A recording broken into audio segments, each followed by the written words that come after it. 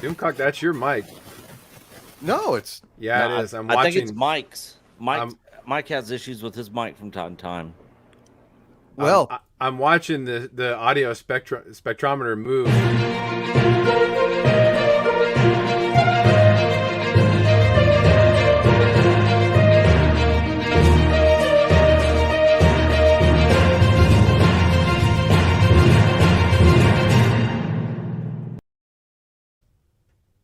We are live on Pop Culture Breakdown, at least mostly alive, except for some audio difficulties, which we were just discussing as the crow flew overhead, signaling the start of a new show.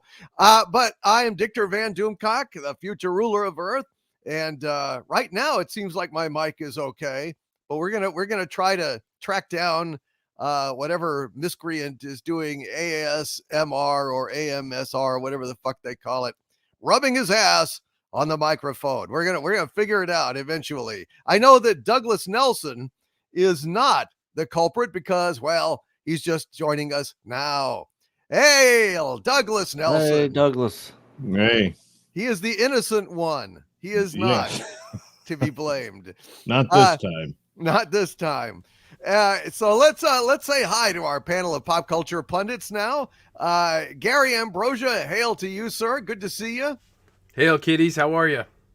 We are hanging in despite allergies and still trying to shake off a little of the holiday blues, but we are hanging in and happy to be here on Pop Culture Breakdown with all of you wonderful folks here and in the chat. Hail to you all out there. Hope everyone is doing well and recovering from holiday overindulgence and having a happy new year.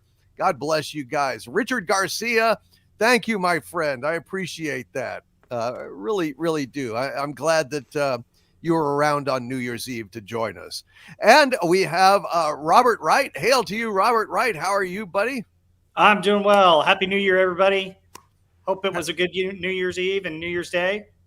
Yeah, well, I did a show at the last minute. It was a lot of fun. I think it's one of the best shows I've done in a while, and it was a lot of fun. I had a good time. So yeah, what the heck? And we got Mike, Mexican Iron Man. Hail, my hermano. How are you? Howdy. Doing pretty good. Shout out to Midnight Sage After Dark. Could drop along this morning. I got up at the crack, did a 4-year celebration anniversary stream for Loki. He says, hi to you, Doomcock. He told the story this morning at 8 a.m. how you set him forth to start his YouTube channel over 4 years ago, and he celebrated it today. So my thanks to you on his behalf, and shout out to you. He wanted me to tell you hi, and that's what you do at Xanadu. You motivate and inspire, and we all love you and thank you for what you do. Thank you, my friend, and sending regards back to Stone Loki as well, and congratulations on his channel celebration. That's absolutely outstanding. And we have got Nick of Echo Base Network. Disney Star Wars sucks. Yes, sir. Boy, I tell you, back in the fucking 2014, 2013, they would have thought you were insane. But no. It was a prophecy. It was a prophecy. None of us could have believed that Disney would fuck up Star Wars this bad. But now it's pretty much dead. Yeah, it really is. I have zero interest in anything that they do. The only stuff I'm interested in is the past. Collecting the past. I still love Star Wars, the real Star Wars, but this shit, same. It's fucking dead, Nick. Yep, 100%. It is dead as a doornail. Just like you, I have zero interest in anything that they're doing, coming out with. I'm completely checked out. But I'm gonna have fun making fun of it when stuff comes out. Yeah, we might as well. Yeah. Piss on the fucking corpse, right? Yeah. Well, I will beat that dead horse continuously as they come out with new dead horses to kick. So, if they keep throwing them dead horse out there, I'll go give them a couple kicks.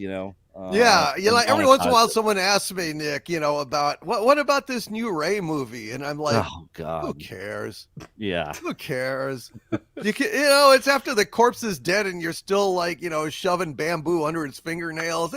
Yeah. It doesn't care anymore. You know, back before the sequel trilogy came out, everybody would, you know, theorize and speculate and be like, "Oh, what do you think's going to happen? You know, this rumor, that rumor, and you know, I heard this through the grapevine that they're doing this in the movie." And now it's just like you said, who cares? You know, Yeah. who cares what they're doing? Yes. I you know, and Douglas Nelson, you know, I kind of feel there he is. There he is. I kind of feel like Star Wars is somewhat akin to a gammy leg. And if old Disney doesn't cut that leg off, it's just going to spread and kill the entire company. I mean, it's that bad, Douglas. What say you? Well, yeah. I mean, the illustration of it being a corpse is appropriate as well. But I don't know that I'd want to kick it after what they've been doing to it. I don't know that I want to touch that. I just, you know, do that behind closed doors. Why don't you? You know, I don't care to see any of it. But, you know, it's a shame. It's a shame the state of affairs for Star Wars, especially now that finally, it's going to be guided by women. That's what I hear. Oh, yeah. Finally. You know, at long last, thank God. But sadly, it may have happened too late. Yeah. Yeah. Women. Yeah. Women could have saved it. Women are not the problem. Women are the cure, right? Yeah. Apparently, Okay. Well, Ray, a drop of golden shit. That's they're gonna have to change the lyrics to Sound of Music, you know. yeah. I don't know. Shit. I've got some Tullamore Dew here. I'm gonna drink in just a little bit. We're gonna go ahead and get rolling here. Let's go ahead and move away from Star Wars and talk about the quintessential villain in all these matters, Disney. This is the breakdown.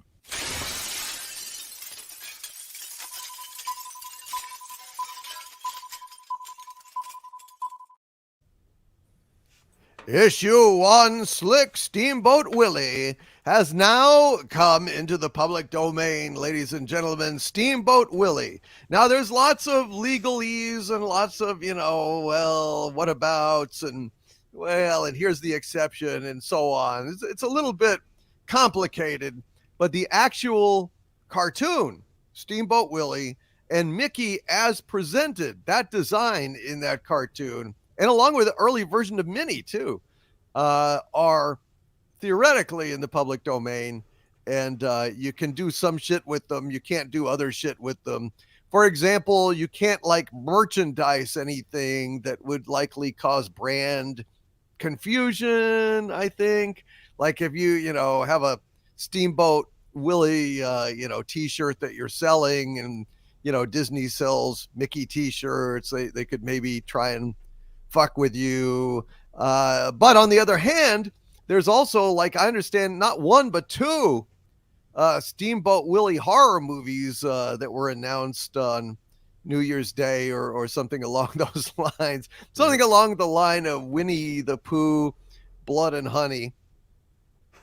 So I don't know. I don't know what the legal territory is. All I know is that I'm sure Disney is not happy about it, but fuck them. You know, the thing about it is that I have a great, I think maybe even more than I hate Disney for what they've done to Star Wars, even more than I hate Disney for all of their LGBTQIA, MOUSE, brainwashing and indoctrinating of children.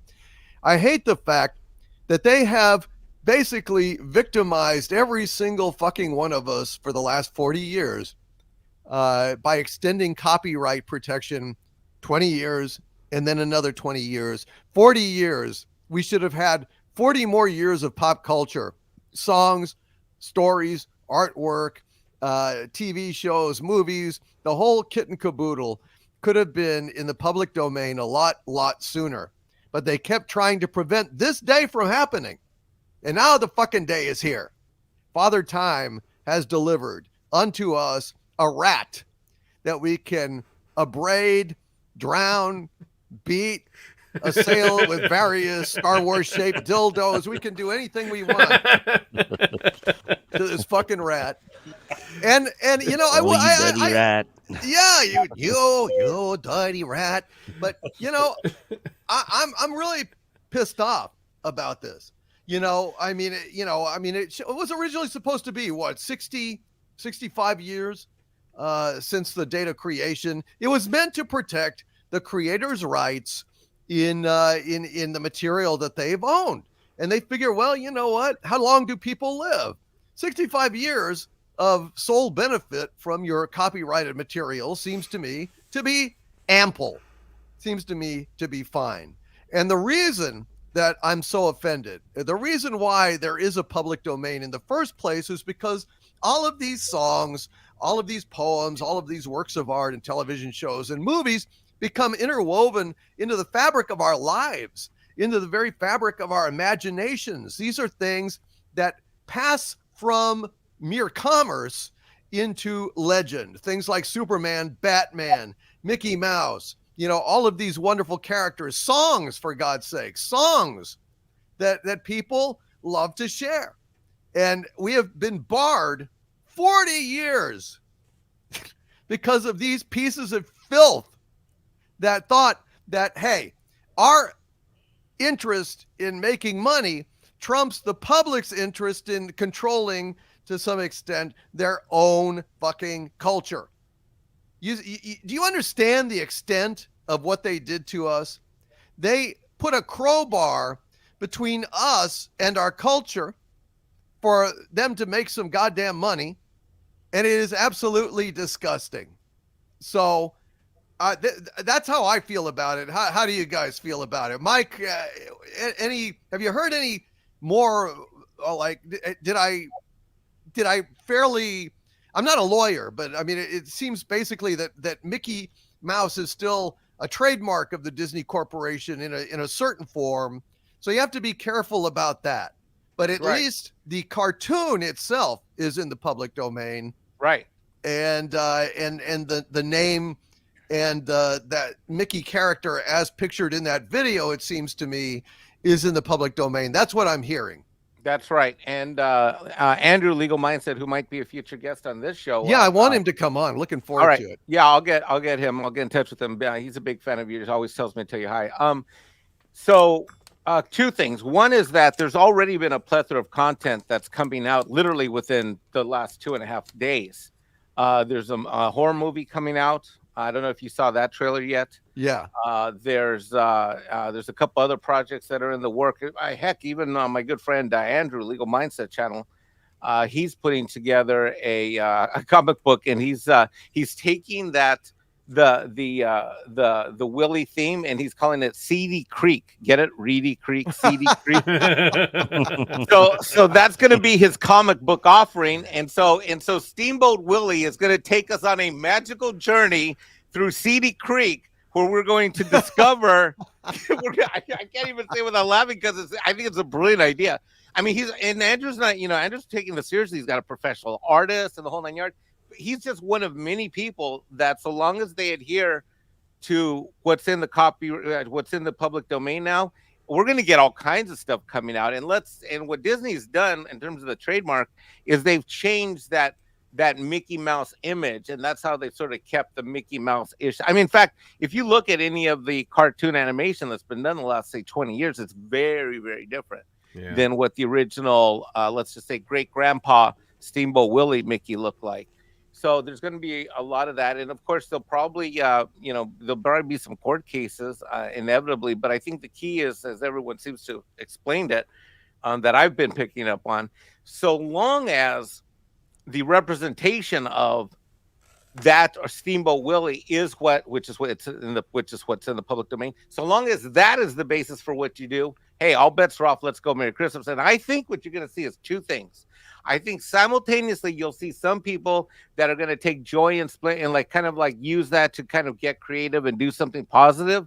And I think the vast majority, however, Doomcock, are going to like use that as an opportunity to expose, tell, like doing what Andrew's doing, expose, tell the truth. And there's some other people I think that are going to want to beat up on Disney just because this thing's available for us, and as retribution for what you just said, because it truly has. This company has truly created a house divided. They've done it in my own family, Doomcock. I mean, literally, when I call my sister for Happy New Year's, I said to her this, because she, you know, she loves you to death, but she's also a Disney adult. And I was like, Happy New Year. It's like, Happy New Year. I said, guess what? She's like, oh, I know. Like, Disney sucks. Yeah, Disney sucks. Happy New Year. I mean, I've got a house divided in my own, and that's in my own home in terms of my family. And that has all come from this divisive behavior that Disney's chosen to engage in versus being something that once brought us all together, kids, parents, generations from all walks of life. Yep, I agree entirely. And so you have to be careful, and we have to see how all this shakes out. But what would you like to see done with Steamboat Willie? Let's just go around in a circle and see what would you like to see done to Steamboat Willie? Who wants to go first? Anyone who has an answer? Go ahead, Robert. Well, first of all, I want to see the Steamboat Willie Dang It Bob shirts from Mexican Iron Man. That's the first thing I want to see. No, I think it's funny with the horror movie idea and the comic book idea. But, the thing I would want to do is also prop it up as something to be championed, also as our Mickey Mouse, our Disney. This is the Disney that we loved and enjoyed. As another side to this as well, rather than all the stuff that they've created. Create our side of the divide. Show them what true Mickey Mouse was, what it meant to us. Interesting. All right, go ahead, Mike. I'd like to see Steamboat Willie take it in the behind. Me too. That's what I was thinking. He should be like, like I he's don't on know, the boat. Party Right. boat Willie. And then there's a tsunami, some kind of hurricane, and they're out in troubled waters, and then the bow mast breaks, and then Mickey's like, oh, I'm trying to keep the mast and the sail up. Oh no, the wind. And the wind whips around and spears Mickey. Well, I don't know. I was kind of thinking more like, gay party boat Mickey. Oh. Where, like it's just basically like, okay, Disney, you're embracing all of this LGBTQIA MOUSE lifestyle. So let's show Mickey in the lifestyle doing that kind of shit. Let's go ahead and give them a dose of their own fucking medicine. What was that, Nick? So I don't know if you guys have heard the news on this, but what I can't wait to see happen with Steamboat Willie is the Steamboat Willie horror film, which just got announced by the creators of Winnie the Pooh, Blood and Honey. Right. Who are doing a Steamboat Willie horror film. And there's an image of him at New York City with a bloody knife in his hand, but he looks just like, the little cartoon. Yep. So that'll probably be pretty funny. But I think there's gonna be a lot of funny parody stuff that people are gonna put out there. A lot of fan stuff that's created on YouTube. It's gonna explode. People are gonna be using this kind of stuff and making parody videos all the time now. It's gonna be hilarious. I hope so. Douglas, people are saying, well, but I hate to see this done to, the version of Mickey that Walt did. But on the other hand, it's a reflection, I think, of the deep, deep hatred that Disney has generated among a large portion of the public. 100%. Otherwise, why would anybody be doing horrible things to Mickey? I mean, they might be making their own cute stuff. I mean, if Star Trek went public domain, I'm not going to be, having Captain Kirk, bent over, on the USS party boat, Yeah. I don't have that kind of anger. I don't know. What's your take on that, Doug? Well, I don't think anyone can do any worse than what it's already been done. to the image of the mascot for Disney. So I mean, Yeah. do whatever you want. It's not gonna matter. But still, I'm sure they'll bring legal cases, even though there isn't one. But that's how they work, and try to drain your resources depending on how you approach it and what you do exactly with it. But in the meantime, I'm wondering, when does Steamboat Willie's NDA expire so he can do his tell-all Disney Dearest book, and all the stories I could tell, you know, and all that kind of stuff. That would be pretty good. But other than that, you know, knock yourselves out. I don't know what else you could do other than just post the film itself, you know, or do commentary on it or something like that. But and then, I mean, the horror stuff and that kind of thing is just, that falls under parody and whatnot. So, yeah. But yeah. Yeah, well, yeah. I mean, parody, sure. I mean, you know, you can add another layer of protection, whatever you do. Yeah. By, you know, you know, like I don't know. How about this? You know, we can have Steam Bath Willie. And, you know, have him basically in a Turkish prison. Oh my God! Midnight Express. Express. I got another one. All right, let's keep going. Let's keep going with this. I love this idea. Okay, I'm gonna go with OnlyFans Willie. Yes. There's probably quite a few of those already. Yeah. All right. Where for a nominal fee, Steamboat Willie will satiate your desires. Yeah. Jeez. But then it's like, you don't see, you know, it's like anonymous. Oh, okay, anonymous. What do you want? Guess what I'm wearing? You know, or it would be, oh, can you talk like a wabbit? Yeah, I like it. Yeah, basically, there's just a lot of hatred and rage at what Disney has done to themselves, but also to our kids and our culture, and we're not in a forgiving kind of mood. So, yeah. Yeah, you know, I get all of that. You know, I get all the, you know, hatred, and yeah, we want to watch them, you know, get fucked in the rear. Yeah, I get it. But I don't know, you know, I just kind of thinking, what if Luke Skywalker went public domain? Would we be saying this shit about him, or would we want to make something cool? Okay. No, but if Rey went in the public domain. Yeah, but okay. Well, what about this? If Kylo Ren went public domain, you know, I mean, it's well, that's bullshit. That's Disney bullshit. But what I'm saying is, what if somebody could go back into the notes from the Disney family, from Walt and Roy, and some of the grandchildren, and maybe, I don't know, reread them and maybe start producing a cartoon that maybe Walt would have done based, you know, on the public domain character. Then we started seeing like maybe some enjoyable, heartfelt, quality cartoons of Steamboat Willie. That might be kind of interesting. Yeah. That reminds me of the Steve Martin skit on SNL, and I was just waiting for you to say, nah. No, I'm serious. I think Gary's being serious, and I think he is being serious. That's but awesomely... I'm too choked with anger at this point. Right? But it's the property itself. Fucking Noonien Singh in Star Trek 2. You know, it's like, from hell's heart I stab at thee. So can they not make any money at this? Like, if you were to make a cartoon, a Steamboat Willie cartoon, could you not sell it?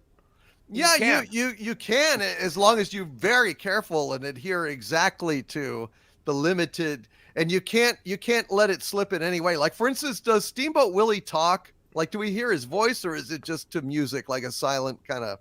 I don't know.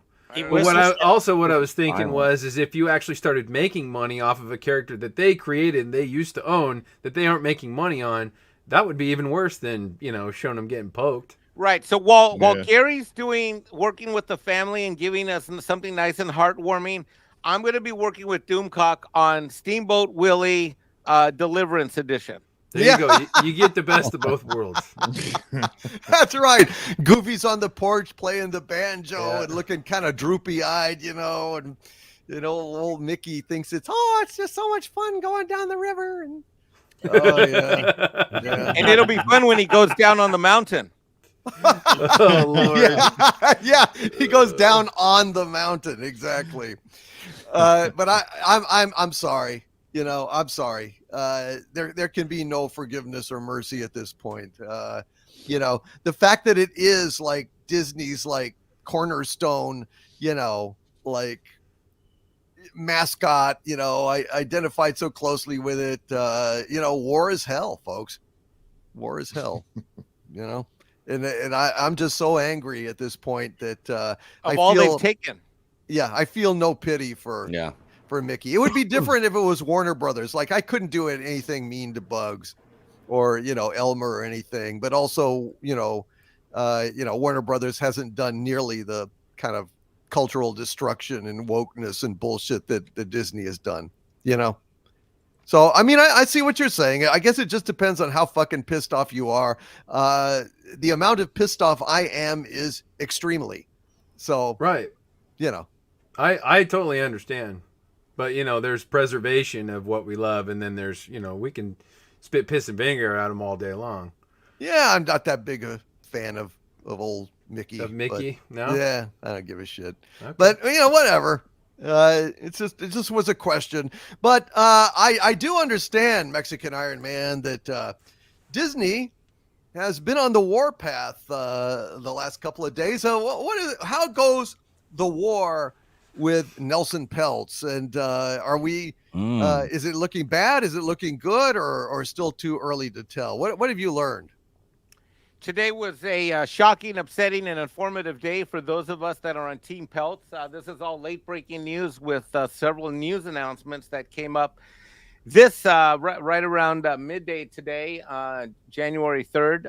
They are all posted on the Walt Disney Company website. If anyone wants to learn more about what I'm about to talk about, all you simply need to do is go to the WaltDisneyCompany.com, go to Investor Relations, and the 3 press releases that I'm about to cover are all there.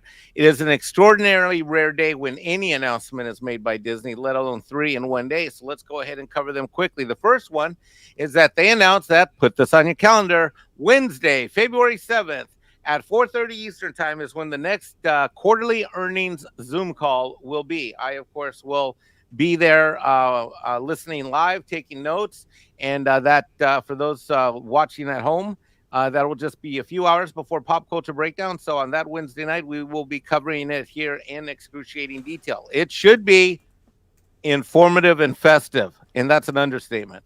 So, okay? So it's a quarterly, investor call. meeting. So or the quarterly earnings call. Right. Does that mean they earned a quarter? Well, now Doomcock, you're asking for too much again. Are you asking them to report on their performance and for that reporting to be positive? Yeah. I'm telling you, where are the profits? Where are the profits? Well, we're going to find out because this is going to be the reporting of the first quarter, which is October 1st through December 31st of 2023. So we'll see how their first quarter of the next fiscal year turned out. And a lot will be determined based upon how that goes. And I'm sure right now they're scrambling to make that report look better than it probably should look. And let's not forget, Doomcock, that I got a dividend for the first time. Yes. Well, maybe the announcement being a quarterly earnings is that your 30 cents a share, they're going to ask for a nickel refund on each share. It's going to be 25 cents a share dividend. That's what the rumor that I just made it up, but you're hilarious. I thought it would be funny. Anyway. Yeah. But you know what? We don't know what's going to happen. I'll bet they don't announce an earnings. But let me tell you the second thing they announced today. The second thing was that they announced the Walt Disney Company and Value Act Capital. You remember them? Yeah. Value Act Capital? Yeah. All right. Let's for those watching at home that may have missed one of your videos or one of your live streams, Value Act Capital is an investment firm, not Nelson Peltz, but one that's friendly to Bob Iger. Get this. Today, they announced that Value Act and Walt Disney Company are entering into an information sharing arrangement to facilitate strategic consultation during the company's transformation. And the subheadline reads, this investment firm will support the Disney's board slate of director nominees at the 2024 annual meeting. Value Act Capital, and this is a quote from the press release, has a track record of collaboration and cooperation with the companies it invests in. Value Act has confirmed it will support the Disney Board of Directors' recommended slate of nominees for election to the board at the 2024 annual meeting. And this announcement mentions that as part of this agreement, Value Act will not only be provided with information related to the Disney company provided by executive management, but Value Act will be participating in strategic matters, including meetings with Disney board and management. Meanwhile, Doomcock, my man Peltz can't even get a chair as a fly on the wall in the back of the room, and he and his boys own $3 billion worth of stock. Yeah.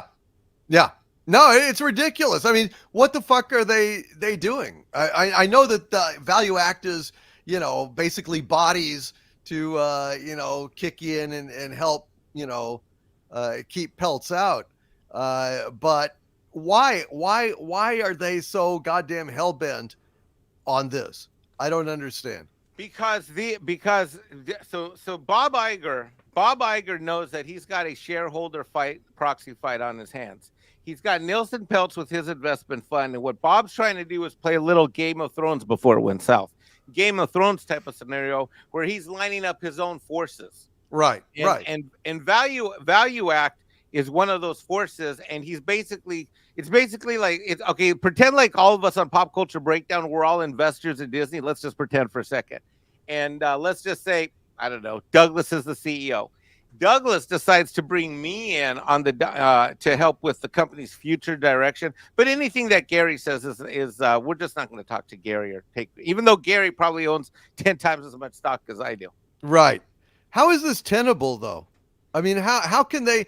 What is this going to do? So the way they're getting around the insider trading, because Value Act does own stock, the way they're getting around this is they're couching this as a corporate matter, as a consulting agreement, where they're basically able to disclose confidential data. Which, by the way, I'm sure Nelson Peltz isn't going to get any of this information at all. Mm-hmm. Mm-hmm. Right. So that's our second piece of good news today. Woohoo! Are you feeling that?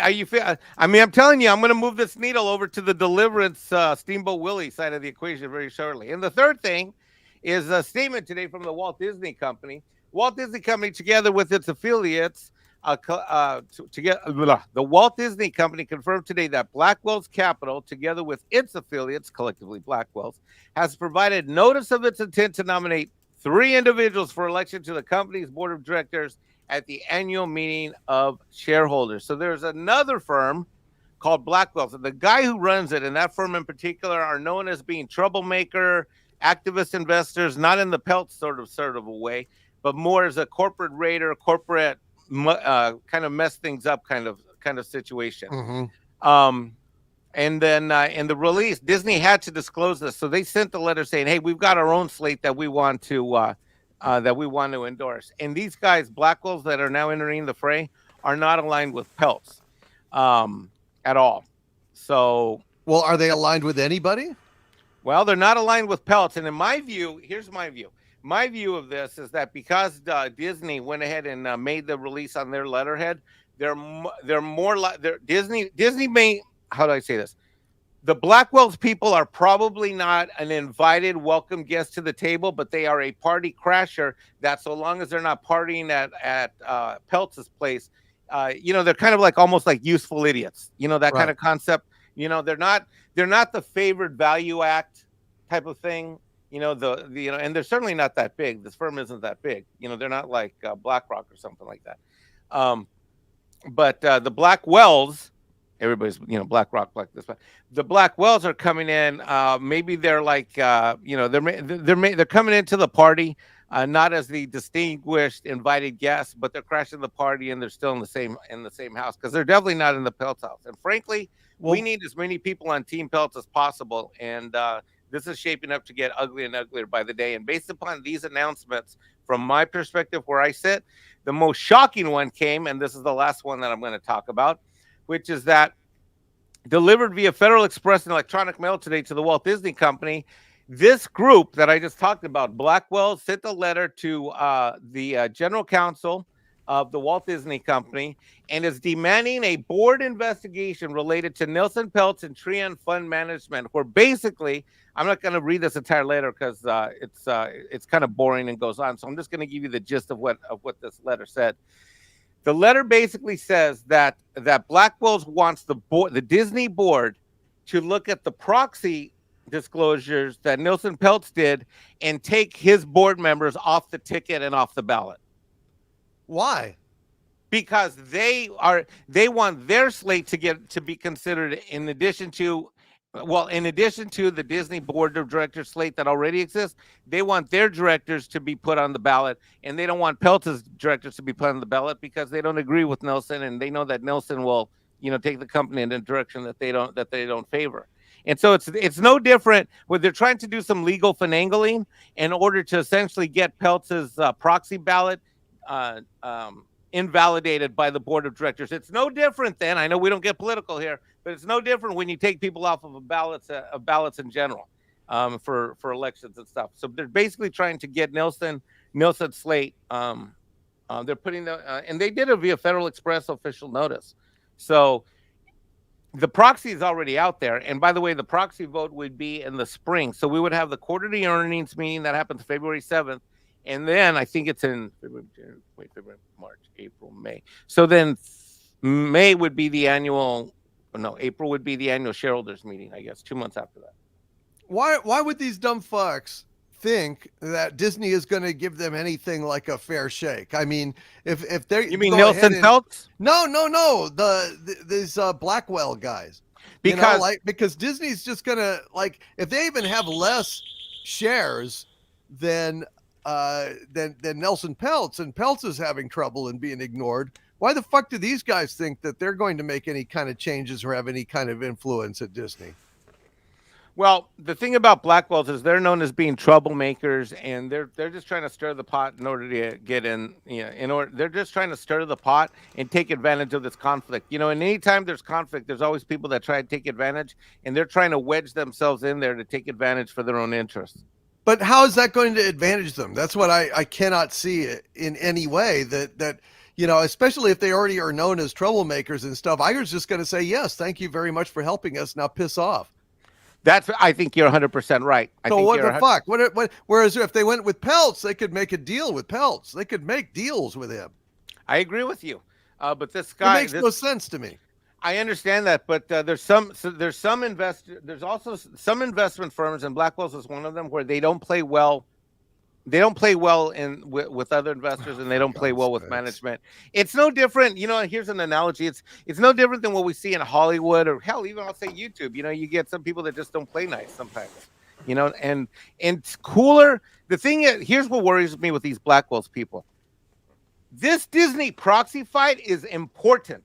It is societally important. It's not just financially important. This is a stock. This is a company that has had a profound impact on the positive development of generations. And this should not be like a stock raider type of situation where we go in and just sort of try to create havoc and pick up pieces and stock bumps where we can. I mean, I'm very annoyed that all of this surfaced today. And overall, when I sit back and look at all of these things that happened today, I have gone from being optimistic to a 40 to 80% optimistic level to right now I'm like 10 to 20%. Because if companies like Blackwell's are going to come in here and they're trying to throw Trian off the ballot, and simultaneously Value Act's being brought in by Iger in order to push Peltz out. I got to tell you, hope is dimming fast. I mean, I actually might get to a point where I have more faith and hope that the Ray movie will be good and come out. Yeah. Don't hold your breath on that. We'd miss you. We'd miss you. Hey, Mike, to add on to what you're saying here, in the Yahoo Finance article, it goes over. So Blackwell only owns about $5 million worth of Disney stock. Yeah. Compared to Peltz, who has close to $4 billion. Plus, he's got the backing of the former Marvel chief. But he's got probably five, maybe $6 billion at this point, maybe even more than that. Value Act hasn't disclosed how much of Disney stock they own, so we don't know where they are. So it's a game of who owns more shares to get more votes to do this. And all Blackwell's doing is just trying to weasel their way in there, even though they don't even have even a fraction of the amount that Peltz has on his own. So, well, there you go. I mean, so it may be a negligible impact. It may just be a lot of noise, and Disney trying to demoralize, the Peltz side of the equation with these announcements. Do you think maybe? Possibly, yeah, possibly. I mean, it doesn't seem like they have that much clout.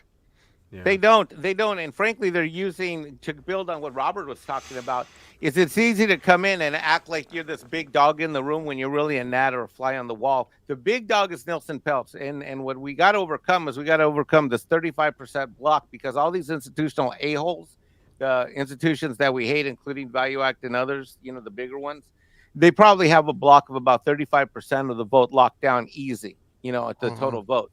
So Nielsen's got to fight for 51%. And I am telling you, it's going to take all of the retail stockholders to go in on this proxy fight in order to have a chance at getting this battle won. So, look, we don't give financial advice on this channel, but I'm just saying it's going to take all hands on deck. All right. Well, that's what we got to try to do, man. Anybody else have any comments about this proxy battle? Because it just seems to me like Peltz is a really, really savvy, skilled guy and knows what he's doing. And surely he must have anticipated some of these moves, or moves like it, and yet was undaunted and proceeded. One would think that he would have some kind of strategy or contingency plans. Otherwise, he wouldn't have even bothered to strike at this point. But also, bear in mind that Nelson Peltz, more than anything, wants to publicize and shame the Disney Corporation, publicize how they've abused investors, neglected investors, and all of that shit is working.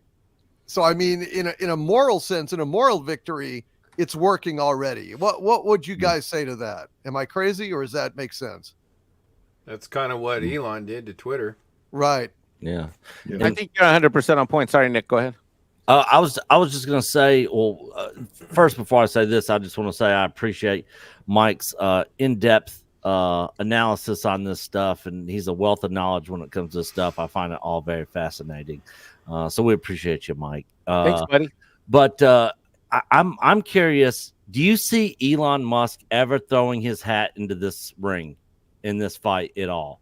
Because, with the whole, taking shots at Bob and all that sort of stuff, I would love to see him get involved in this, but I just don't know if he's financially going to try to get involved and back any of this. Yeah, I don't know. I mean, you'd have to ask him, but it seems to me like that would be a great way to send a message to old Bob. Yeah. Wouldn't it? Yeah, that it would. Yeah. Hey, if I had his number, I'd call him and do the sales pitch and the elevator pitch immediately. I'm like, Bob. I'd be like, Elon, you already know Bob. Bob is spreading the what is it Elon calls it? The woke virus. The woke virus. Yeah. It's the woke mind virus. Elon, you can do this, and you can. We don't need all the money. We don't even need that much. We only need 1 billion. That's it. Yeah. We only need 1 billion, and if we do what Nelson wants, you will get a handsome return on your investment. Because Lord knows there's only one way to go, which is up. We can't go. I mean, good God. How much farther down can you go? Well, let's see. What's less than 30 cents a share? I don't know. But we do have another addition to our panel. We've got George, the Giant Slayer. Hey, George. Hey, good George, to how see you you, my doing? friend. Happy New Year to you. Happy New Year to you. Hopefully, we're going to be relying on you to suffer with the Rings of Power season 2. Again. I don't know how anybody made it through season 1. Right. I don't think there's anything worse than what, was released today from Charmaine Obade, for Disney Star Wars. Did y'all listen to that clip? I have not. Yeah. I've heard it, but I have not. I've heard about it, but I haven't actually heard it today. I've been super busy today. I actually thought the Rings of Recycled Fantasy was bad, but after I listened to the conversation with her, I mean, some of her words were like, and we're talking about Disney because Doomcock, you were just saying, how much worse could it get? And this would be a perfect time for Elon. I think after he writes the ship at Twitter, he might look at this because, he's all about free thought. But Chodri, I think it's Chinoy said, I like making men feel uncomfortable. That's what I'm going to be doing, to make them uncomfortable. Because once they're uncomfortable, then they'll start thinking about the things they've done wrong. And it's like, that's how you're going to make a Star Wars movie. Right. Well, the best way that she could make men uncomfortable is to make the Star Wars movie. And then when they're sitting in the theater watching it, they'll think, oh my God, what have I done? Mission accomplished, right? Mission accomplished. Absolutely. But think about that. A director. Why did I buy this ticket? It's crazy. You're talking about a director who's never made a movie. She's handled some animation projects for TV. And now they're going to be handing her a Star Wars film. And the first thing out of the gate is, I want to make the majority of the fans uncomfortable. Why not? Why not at this point? I mean, could it be any more soiled? Nick, I mean, honestly, can this chinoid oblada do any worse than Ruin Johnson and I mean, could it be any more boring than Ahsoka? Could it be any more offensive than The Last Jedi? Could it be any more, head banging against the wall inducing than, fucking Obi-Wan Kenobi? I mean, really, how much worse can it fucking get? It's going to be more of the same, and it's going to just be laughable. It's even going to be even more laughable than all this other crap. The thing is about the whole thing with the Rey movie, nobody gives a shit about Rey. So to me, I'm not going to be offended by any. I'm literally just going to be laughing about how stupid it is. Yeah. Because I don't give two shits about Rey. They could completely ruin that whole character, which they've already done, and any other characters in that movie and the whole movie itself. And I literally would not care. Now, if they start bringing in Force Ghost Luke and Leia and all the OG characters and making them even worse, then I would really probably get pissed off then. But to me, I'm like, just do whatever you want, stupid Disney people. I just don't care about your Star Wars anymore. I'm going to stick with the OG George Lucas Star Wars, which no matter what they do, those movies will never be ruined for me. I'll watch the despecialized edition till the day I die and enjoy it every single time I watch it. Oh, yeah. Yeah. Can I bring 2 quick points on this real quick? Go ahead. Number one, you care more about making a statement, making a social political statement about your director than you care about your story and your product. That says a lot about where your company's headed. Right in the trash compactor to be smushed. It's awful. It's terrible. And the other thing that nobody mentions is there was a woman that worked on Star Wars. Her name was Marcia Lucas, and she was responsible for a lot of the editing and a lot of the production behind the scenes, the original trilogy. And she helped make it what it was. It wasn't George Lucas had the great vision, and he directed some of them, and he wrote a lot of it. But he also had a lot of people help him out, and she was a big part of that too. And, she hardly gets any credit unless you're a true Star Wars fan that knows that. But she's a woman, and she was heavily involved. So, this kind of stuff's just pandering. Yeah, and we also had Ryan Johnson. You can't ever forget him. No, absolutely not. So what's she going to do? I mean, how could she make it worse? I guess she could have a scene where, your mother wanted you to have this when you were old enough, but your auntie wouldn't allow it. Well, what is it? Your mother's ass saber. This is the weapon of a Jedi woman. And then it hits it and it's rainbow. It's a rainbow lightsaber. How would that be? Yeah. I could see that coming. Me at this point, it would not surprise me. Nothing would surprise me. When she says uncomfortable, I mean, again, like Nick just mentioned, unless they're going to bring in Force Ghosts, well, what are they going to do? Have Obi-Wan pegged by Rey? It's like, yes. Yeah. I mean, it's the same thing. Like 2023, I think, saw the complete unmasking of most of the studios, whether it was not only in Hollywood, but their influence over in books, just like James Bond. You had Ian Fleming, all of his books were now being censored and edited along with Roald Dahl. So I think the infection has spread, but at the same time, they've been moving so fast that's woken people up and they can stay right at the box office. That's why I think Peltz, you made a great point earlier as I was in the back listening. is that I think Peltz is having a lot of moral victories. And I think each step that they take, that the Mouse House takes, I think it gives him more ammunition to wake people up, which means they're going to stay back home. Because it doesn't matter, in my opinion, it doesn't matter how big Disney is as a company. The parks, they're the soul of them. How the audience interacts with them are through the films. And until you get the movies to start delivering magic like they used to, delivering strong stories, legendary characters, that's going to poison their entire company. Yeah. Oh, the company is almost as dead as Star Wars. Star Wars is so, honestly, even if they did that, bring back, a phony, deep fake Force Ghost Luke, or who gives a shit? Honestly, it's fucking dead. It is so beyond fucking dead. It's defiled. It's to the point where I literally do not give a shit anymore. I mean, you saw Ahsoka. You saw Ahsoka was just the most boring shit. Right. And they had, what's his name? Who I always forget his name. Who was writing bitch half the time? Remember? Oh yeah, Ezra. It's like, and he's supposed we got to find Ezra. We got to find Ezra, and we found Ezra. And it's like, what's up, man? What took you guys so long? I was just hanging out with the space turtles, and Thrawn hasn't been able to find me this entire time. Just been hiding out in the open. But y'all show up. I don't need a lightsaber where I can use the Force. That was hilarious. He's like, the Kung Fu Force, and he did it for what, a second. Whoop! I pushed the guy. I'm like, that's just a push, Push. Yeah. Like, that's what happens. They've lost all originality. There was someone I was talking to. Mike and I had this conversation a few months ago. It's like, he's like, you have to understand. He was telling me, like, even the people the interns that read the scripts now, before they start passing them all up, they've changed. They're pulling them out of the Ivy League colleges, and so they're looking like, what's woke, what's not woke. They're not the entire institution has been changed to the point where I really hope that Peltz succeeds, and I think it's becoming more possible. I just think he's in it for a long-term battle. Yeah, same. Yeah. Well, they'll just keep losing.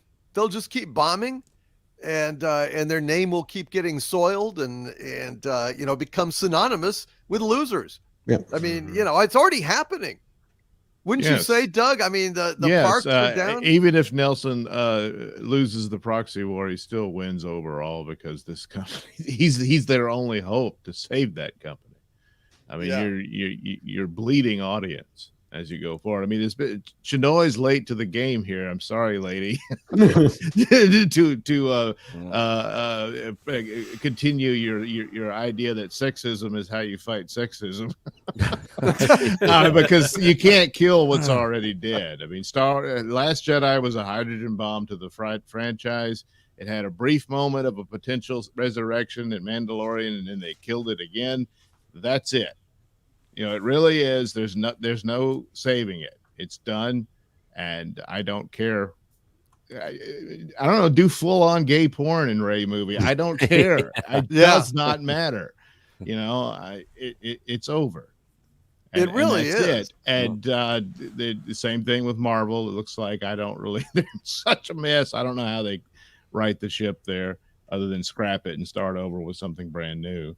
I did finally watch Guardians of the Galaxy 3, and I actually did enjoy that movie for the most part, minus a couple things. But overall, it's the one I enjoyed the most out of everything that's been released since Endgame. It was a movie that was left alone. When they leave them alone, they escape the Eye of Sauron. and it looks like the Werewolf by Night movie we all like. That guy, Werewolf by Night was good. They ignored that it. Was awesome. So it's like you have these accidental things there, but you can't survive on that. And too much disaster has happened to that franchise as well. It's just, what properties do they have that is unstained? None. Not even Snow White anymore. No. Yeah. No. And they're trying to backtrack on that a little bit, but it's still going to be too late. You were too loud with that. Apparently, they're making a cartoon. They're remaking a cartoon of it. No, what do you mean? No, the live action remake. Yeah, Oh, the live action. Oh, that's a remake. Okay, I thought No, they were yeah, going to yeah. also do a But they're cartoon. gonna do like No, with CGI, Rachel dwarf Zegler, now. the one who wants to be paid for every damn minute that it streams. Yeah. Sure. Yeah. Yeah. Wheat, tan, and the 7 tax deductions. That's what it's going to be renamed at this point. Yeah. Truth in advertising. You know, they Yeah. should pass a law though. You have to be truthful in your advertising, and that would do it. Yeah. Well, this is yeah. So what do you?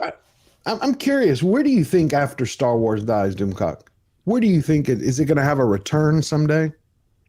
Like if Peltz took over, if Peltz got in a position where he could start putting people on the board. Let's say it's 6 years down the line, right? Nah. Do you think they could be something they could shelve it for 10 years and then go, we're redoing it because they screwed everything up? The only thing that could ever save Star Wars or Star Trek is a complete change in the creative, team, and probably at this point the ownership. It would have to be under new management. It's kind of like a restaurant where grandma got food poisoning and she sleeps with the hamsters now. And you fucking you drive past that damn restaurant, you spit every time you drive past it, and suddenly it's under new management, and they basically redecorating the whole place, rebranding it, and you read in the paper that indeed they've completely shifted, and the new owner is bad mouthing the fact that they used to keep the meat in the bathroom. So no wonder that people drop dead and sleep with the hamsters now. And at that point, then maybe you go check it out. Hey, our favorite chef is back. Ron Moore is doing Star Trek again. It's like, well, okay, then I'm going to give it a look, but it better be goddamn fantastic. Yeah. You'll get one chance, that maneuver. And if it's the same woke shit, or it's boring, or it's crap, then it's just right back into the grave. Same thing with Star Wars. It would have to be, George Lucas has come back, or, they're running out of good people, at this point. I don't trust, Dave has Filoni'd off to, Loser KK Town. 2.0. Yeah, KK's gone, and Favreau is there, and or something. I don't know, but a total complete break from the goddamn past would be what would be required, and I especially don't see that happening with Star Wars. How could it? At this point. Yeah, I would feel a lot better if somebody came in, took over, bought Lucasfilm from Disney, and came out and publicly said, day one, I'm firing everybody, and you have to re-interview and be vetted before you can keep working here, and then get a whole new team of people around the new management. And if they came out and publicly said, look, everything Disney put out with all the people that were over there was complete dog shit, and we are not giving the fans that. This is going to be something that is going to be epic, that all the fans can get around. This is not going to play to any ideologies, any political garbage crap, any woke crap, none of that. This is going to be a fun popcorn film that's going to be for the fans, and it's going to stay true to what George created. Then I would feel a lot better about getting back on board with Star Wars. But under, just like what Doomcock was saying, under the Disney management and freaking phony Filoni over there and stuff, man, I just don't see it just being more the same for years and years and years to come. Yep. Unfortunately. Yeah. No. Yeah. That's exactly my point, Nick. You and me are on the same page with Disney Star Wars. You even have changed your entire channel. When that happens, they've lost everything. Even when it's the like, people all right, time to start covering different stuff this summer. Yeah. I have no idea what Star Wars Theory will wind up doing eventually, but it's just gonna get worse and worse and worse. Well, don't you think Star Wars feels like, to me, when I look at these TV shows that keep coming out and these things they keep screwing with? Yeah, let's go back to your restaurant example, Doomcock. To me, it's like, ever seen that one? Okay. You ever see that one Mexican restaurant that's always under new management and ownership, and every time it gets worse and worse and worse? Like the new guy comes in and all he does is paint it a different color of Adobe, and the food gets worse. I had that experience with Indian restaurants. Right, like now serving enchiladas, and I'm like, is that even a Mexican thing? An enchilada? It happens all over Texas. And it's like the next thing you know, there's no Mexicans working there. There's no Mexicans cooking there, and like the menu has like everything, fried chicken, subs, and burritos to go, and it's just, you know what I mean? It's always, that's what Star Wars feels like. It's that Mexican restaurant that just can't be profitable. Yeah. It's like God, it's like that restaurant that was once in that fancy place on the hill. They got for it. Now they're in that strip mall by the Jiffy Loop. Yeah. Star Wars has lost the fun and adventure. I mean, completely. We watched the Ahsoka show. Nothing about that was really fun. It didn't take me on a picture. It didn't take me on a story that I cared about. It just was blah. It just was there. It was like consuming, and that was it. That it was like the Blob. And that's part of the problem. You have to get back to the classic mythos storytelling, and Disney isn't doing that. I had fun exposing the trash that it was. That's about the only fun part of the Ahsoka show for me. I liked Ray Stevenson for about 5 minutes. Yeah, he was the small bit of shining light. The acting by him was superb in that. But it was so bad. He passed away during filming. Yeah. So he's gone. We're not getting him anymore. Right. I mean, that's a shame, but I got to tell you, that's how I know that, I liked Rebel Moon a lot more than some shit like Ahsoka, because when I'm watching Ahsoka, I swear to God, I'm not saying this for comic effect. I'm literally sometimes moaning, like softly, sometimes like just rolling my eyes. Yeah. Actually, sometimes squirming in my fucking seat. I'm so goddamn bored. No, just so goddamn bored. It's like, God, it's like going to the most boring church, sermon that you've ever been to, or, you're just like, God almighty, please just make it fucking stop. How much more time do I, it's like being in fucking Spanish class in high school, you're just, goddamn, you just want it to be over. And I wasn't squirming and moaning watching Rebel Moon. Say what you will about it. It didn't bore the living shit out of me like fucking Ahsoka. Wait, did you like it? Better. Did you like it? Yeah, well, I enjoyed it. I mean, I enjoyed parts of it. It's incomplete, and I could see where it was choppy and it needed a lot more development and stuff. But I think an added hour probably might do it. I have no idea, but I sure as shit liked it better than Ahsoka. I mean, I so goddamn to you that. What's the one? See, this is what's funny is I was going to say, what's the one that came before Ahsoka? And I can't believe I'm actually saying that. I can't Mando remember. season 3. No, not Mando. The one before with Boba Fett? No, Luna with Rebels. Diego. Rebels? Oh, No, Andor? Andor. Oh, See, Andor, yeah. Look how sad that is. I can't remember the name of a Star Wars show. I remember. It's like, who would ever think a Star Wars fan is going to be, no, you know everything about all the OG movies. And I enjoy the prequels, but Andor. Did anybody enjoy Andor here? Yeah, largely.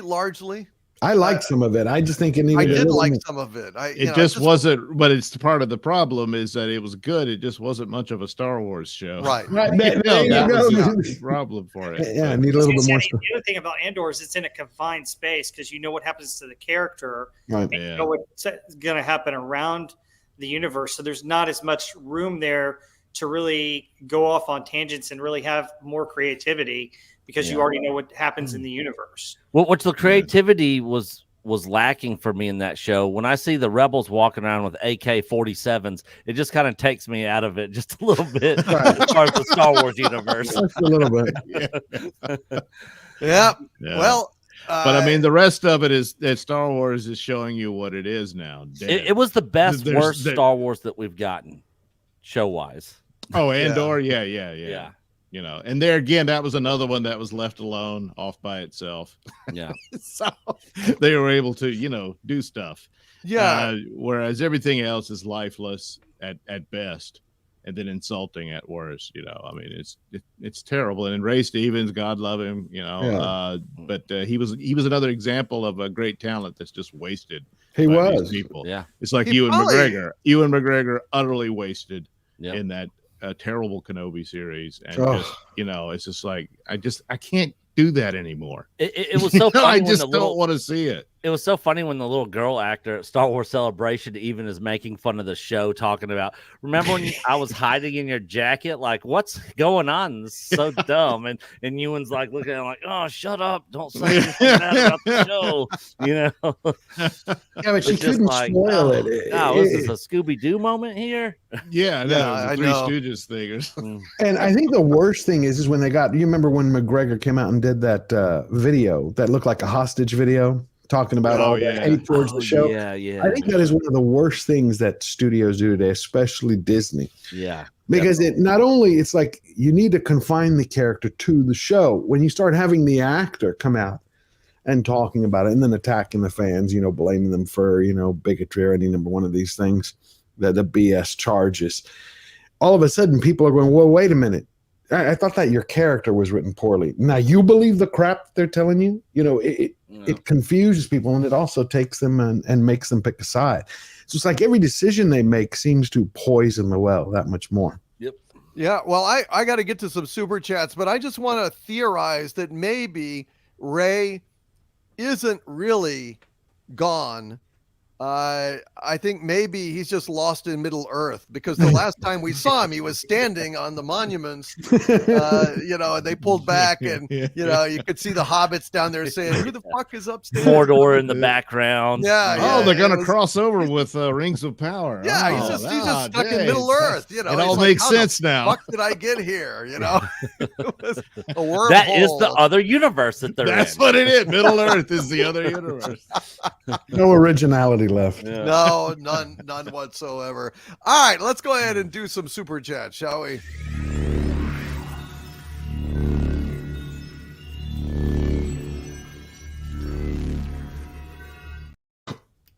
So, Dark Helmet has been a channel member of mine at Dumentide for 17 months. Thank you, Dark Helmet. He says, I hope you and yours had a very blessed Christmas and an even better 2024.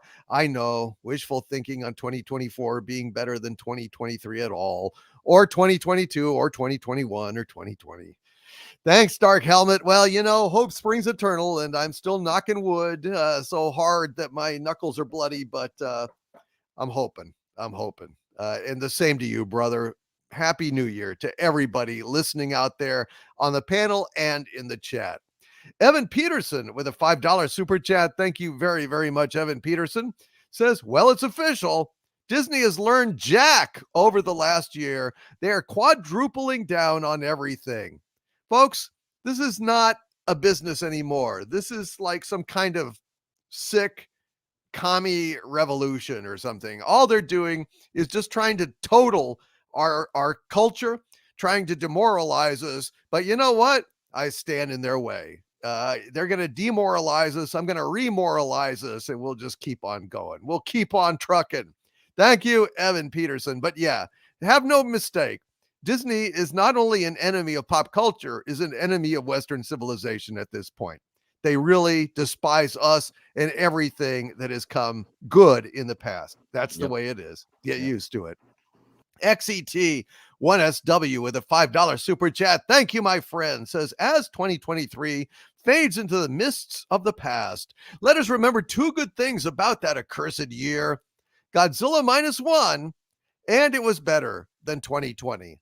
Well, yeah, I guess it was better than 2020. I mean, marginally. I mean, at least, there wasn't the pandemic in full raging glory, but other than that, it's pretty much, meet the new boss, same as the old boss, as the Who put it. Saul Shymek with a $5 super chat. Thank you, Saul. Says, it seems the current director of Star Wars, Sharman Wazerface, seems to have WEF DEI connections. This explains a lot. Hey, how the hell else did she get the job, right? Hail, Saul Shymek. Thank you, my friend. Well said, sir. Well said. Cesario JPN with a $10 super chat. Thank you, Cesario. Good to see you, my friend. Happy New Year. He says, liking the Steamboat Mickey PD memes popping up. Favorite so far is the Killdozer one.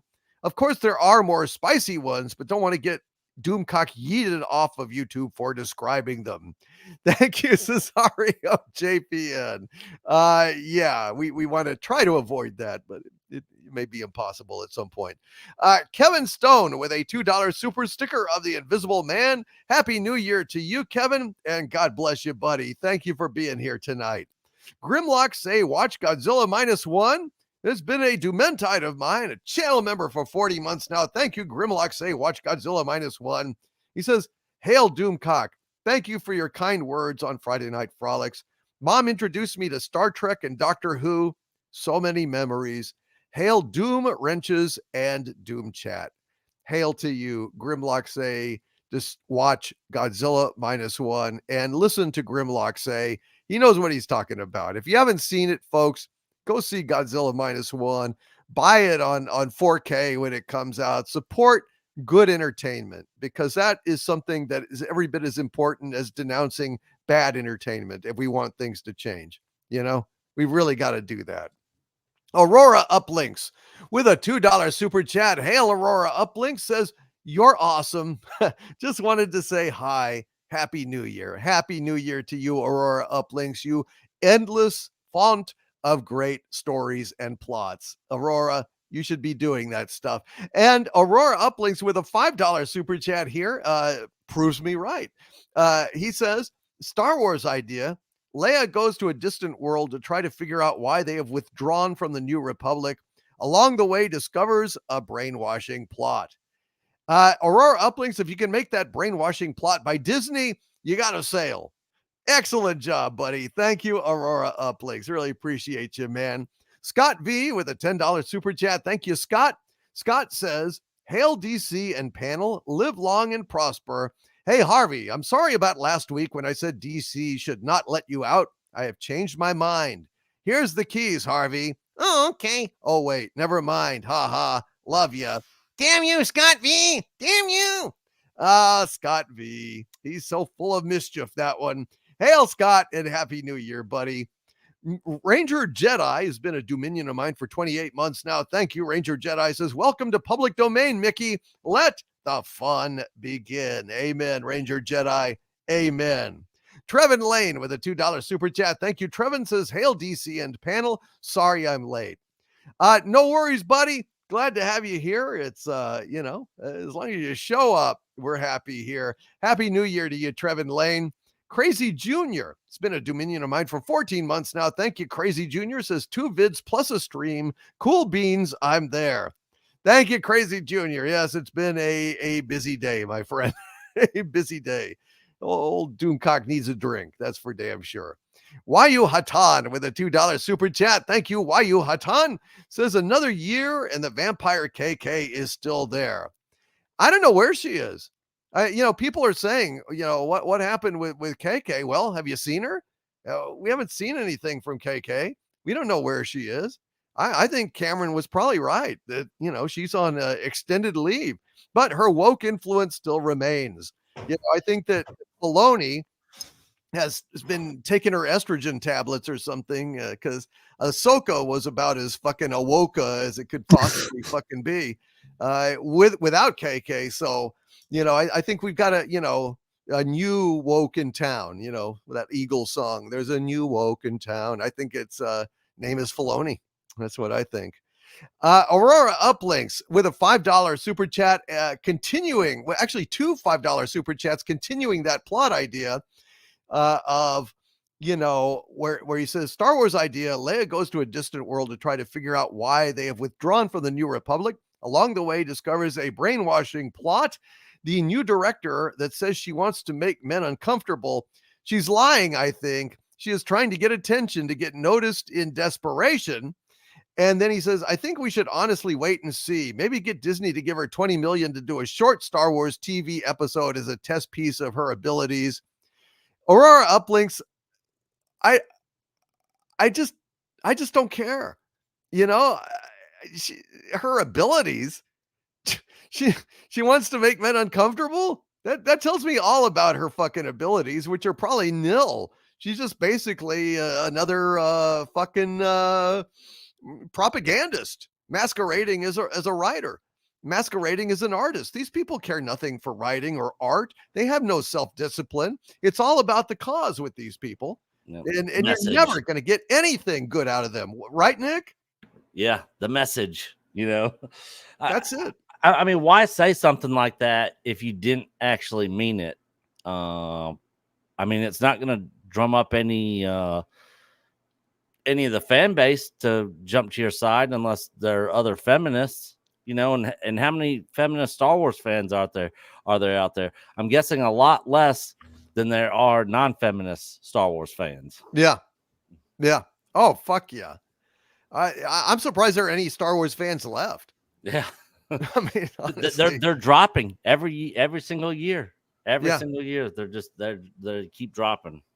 Yeah. I mean, nobody cares anymore. Where's all the Star Wars merchandise? Remember when the stores were just choked with Star Wars merchandise? Oh yeah. I mean, you see Hasbro just laid off 1,900 people before the end of the year. Yep. And Mattel added people. You can see the different products that they're representing. I mean, Hasbro to let go of 2,000 people because they can't sell anything that Disney pushes. Mm-mm. Yep. And the thing is, Hasbro could make like the HasLab. I really like the HasLab stuff. Right. The Cobra Hiss that they did was freaking awesome. Jabba's sail barge that they did was freaking awesome. But then they come out with the Reva's lightsaber. How'd that do? But they're selling what you just pointed out is that they can sell the stuff from the past. Yes, 100%. That's what is still built in because the fans are still there for that, but nothing forward. I can still see, go to a CVS or a Walgreens around country, you're still going to find a Rey figure somewhere there on the shelf. It's like I had some last minute gifts and I'm like, which people do I not like to give a white elephant gift? Hey, let's buy a Rey. Year. Yeah, pretty much. Hasbro basically has two choices. Either they can disassociate themselves with Disney Star Wars, or they can change their name to Hasbrin. Yeah. And the thing is with the HasLab thing, if they would come out and do a TIE Defender, like a full-scale TIE Defender that the action figures would fit in, and it only cost them $20 to make each unit, and they were charging $600, I would pay them $600 for one. Right. $600 for a TIE Defender. Like if they go back and make some old school stuff that came out during OG Star Wars and during the 90s, during the video games and books and video games and all that, man, an assault gunboat from the TIE Fighter and X-Wing simulator series, sign me up. I'll pay for it. There's so many fans out there that would love to have some of that stuff and tons of other figures and stuff. It's just there's money to be made. It's just they're not doing what people want to pay for. Yes, that and people are saying has been in the chat. That's exactly Hasbrin. See, that's what I was getting at. Jack White with a $5 super chat. Thank you, Jack. Says the Mary Sue movie director is a member of the World Economic Forum, so we can't expect her not to be an elitist prick. Well, there you go. I think that tells us all we need to know, right? Watsamata, who's been a channel member of mine, an arch villain for 7 months now. Thank you. Watsamata says, it's been a blessed 7 months. Thank you for everything, my liege. And it's still Favreau forever, Filoni for never, Kathleen for a trailer park somewhere, and Leslie Headland for handcuffs. Nicely said. Unfortunately, Favreau's probably got one foot out the door from what we've been hearing and from the looks of how Mando season 3 went down, and the fact that he's not involved in the culmination movie at all, so he's come on, and also Mando season 4 is going to be a steaming pile of shit since old Pedro Pascal is not going to be doing it anymore, and now it's going to be about the amazing Wandar Bo-Katan. Seriously? Yeah. Oh, wow. So it's over. It's like, hey, she's a Mandalorian too. It's like, yeah, a number 2 Mandalorian. Yes. Did you believe that when the armorer said, well, she walks in both worlds, she can have her helmet off? I was like, you mean this entire time this is the way? This is just bullshit. Yeah, exactly. Yeah. I was just like, what? She gets to do it? How's that fair? Yeah. Well, it's Filoni taking over Favreau's stuff, and it's all about Filoni's characters and his ideas now. And he's 100% on board with everything KK is doing. Exactly. Yeah. So fuck. Star Wars is dead, guys. It's just fucking dead. It's so dead. Gordon Schnick has been a Dumentide of mine, a channel member for 13 months now. Thank you, Gordon. Says it's a shame. The only good Star Wars content we've gotten in 2023 is a fan animation by the YouTuber Hello There, Clone Wars style Battle of Heroes. Well, the fans are the only the last hope for Star Wars, but of course you can't keep a franchise alive just by that, Space Monk has been an arch villain of mine for 34 months now. Thank you, Space Monk. He says, hail all and our Lord Doomcock. Hail to you, Space Monk. And God bless you, brother. Happy New Year to you. Hecate's daughter with a $3 super sticker of a pair blowing some kisses and looking shy. Love you, sweetie. Happy New Year's to you. And I hope that 2024 is going to be a lot nicer to you than 2023 was. Amen. Alec Baldwin's trigger finger. Uh-oh. Watch out, folks. Alec Baldwin's trigger finger is loose. With a $2 super chat. Thank you, my friend. Says, how about Cleveland Steamer Willie? Maybe. All bets are off. Go for it, dude. Go for it. Cesario JPN. It's been a Dominion of mine for 39 months now. Thank you, Cesario. Says 2024, the year woke ends. Here's hoping. Well, it's the year that, look, woke was coughing up blood in 2023.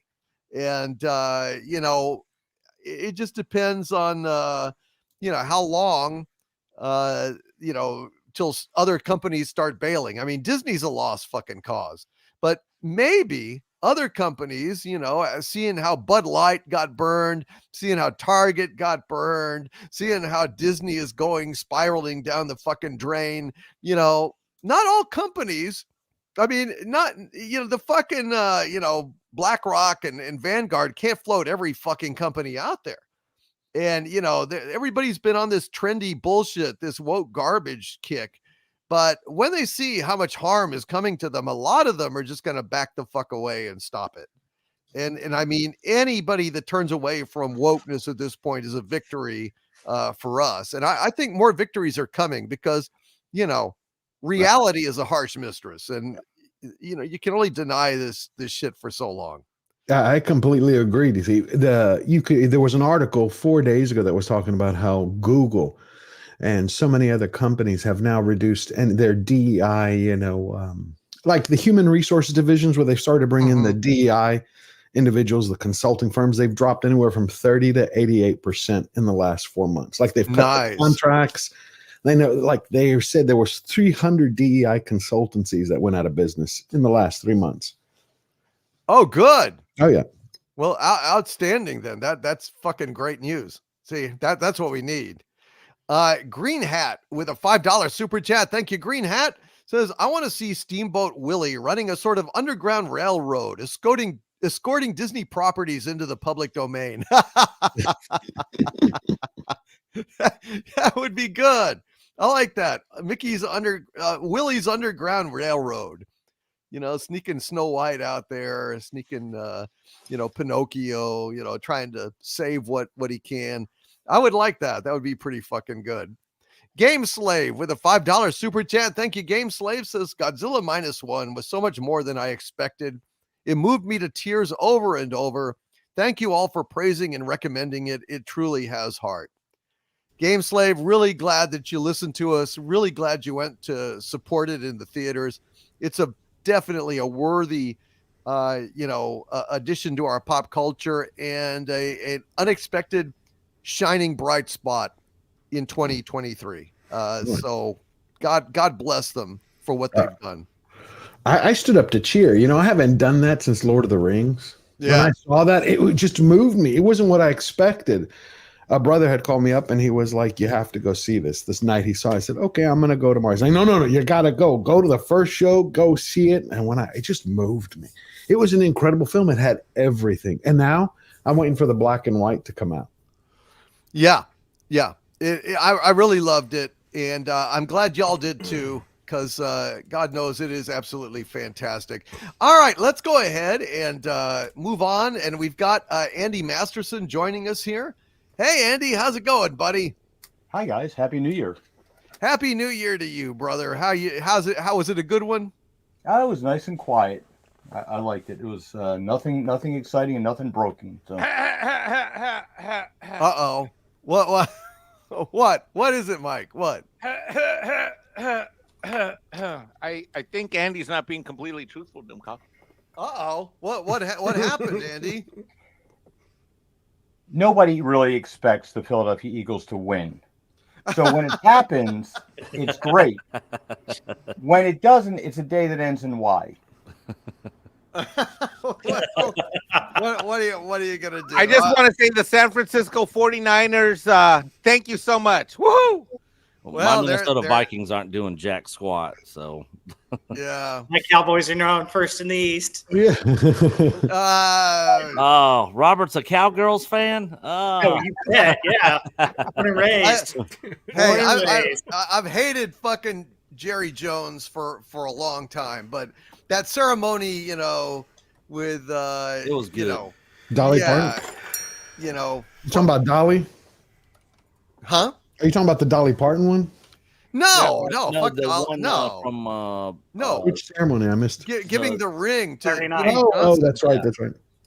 Was a step towards making me have less antipathy towards them, because I used to be a Dallas fan, but Jerry Jones just got on my nerves so goddamn much that I couldn't fucking handle it.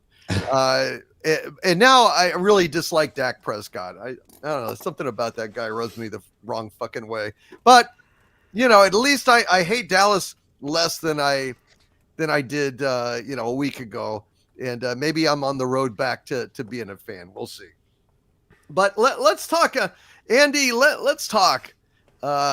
Here's a bright spot for you, Andy. So we have a rumor about new lineup for the new Avengers. Oh gosh, you thought you were a fan of the Eternals. Well, the Eternals made you happy like a little girl did it. Well, I can't wait to see this. Oh gee, get this. It's going to be Brie Larson in the new Avengers. It'll be Hulk, Soy Hulk. It'll be She-Hulk. They'll have Ant-Man, Wasp, Valkyrie, Shang-Chi, Captain fucking Falcon, or, Captain America, wink, wink, Wong, and Katie, and Stephen Yeun leaves the Thunderbolts. So, yeah. I'm excited. I don't know about you guys, but yeah, come on. It's for those of you who have wanted to transition to a woman, but just haven't wanted to have your dick lopped off. Well, just go see this movie, and you'll have a good simulation of what it's like. I mean, they showed us what they were going to do when they put out the Marvels. How do you have a director like Nia DaCosta who hated Captain America? How does she direct a Marvel movie? It's like. She gave an interview. She goes, I don't like Captain America. I think he was a villain, because he actually should have killed Vision instead of wanting to preserve his life instead of sacrificing. Yeah, that was her whole thing 2 years ago. And she tried to apologize for it 4 months ago. She was saying that Captain America was to blame for everything that happened in Infinity War because he fought so hard to save Vision's life in the end.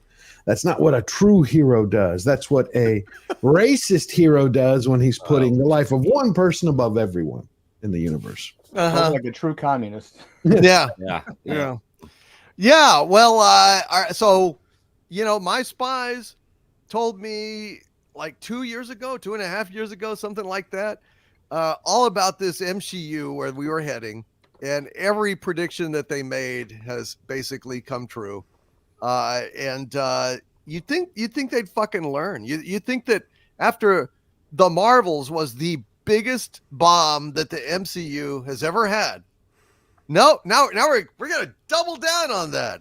God, I'd love to play poker with these stupid fucks. You know what? Crazy. You'd win all kinds of money, dude. Oh, gee whiz. Uncle Doomy could retire. Yeah. Fucking Seychelles Island, Yeah, this is pathetic. Nobody wants to see this shit. Any comments on this, Andy? Well, Shang-Chi and the 10 cock rings coming back. I mean, how can you go wrong? I mean, I get that that's the last thing the ladies in charge want to see, including Kevin Feige. But I mean, like, well, look, he doesn't have a problem with Bree's feet, so we know where his tastes go. They're asking for, like, I mean, with the reshoots that they have to do, or the refilming of Captain America, whatever the new title is going to be. I think that's the only thing that's changed names less than Agatha House of whatever it is this week. Oh, was that coming out this week? Like, I don't even give a shit anymore. I'm not gonna. We're not gonna. Well, they just released that the fight scene from Echo where she fights Daredevil. Oh my God, it's so bad. I mean, it would be bad if you didn't already have Daredevil doing the most epic fight scene that Marvel has produced. When they did that season 1, and he's in that hallway with the one take, and he just keeps going to town with all these guys, and they have this with a whole bunch of cutscenes in it where he's fighting the girl and she's hitting him, and it's so bad. I'm sitting there watching this thing like, this is the best you could come up with. Like, I guess, like, you're the guy doing your choreography here is either following somebody's playbook, or I don't know, maybe he's drinking some of that green manatee milk that Luke had, because it's full of soy. It's really lame, and this is the best character that you had, the best example you had, and I don't get it. I think that between this and putting this woman in charge of the Rey movie, Disney has a track record of doing the absolute worst thing. Yep. It's not even like doing something wrong; it's doing the worst thing. And now you're taking all.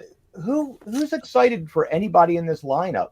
I mean, Paul Rudd's the only one up there that I have any kind of emotion towards. That, well, outside of disgust. But I mean, you don't want to see Bigfoot's lost cousin, Bree? No, yeah, with her velociraptor feet.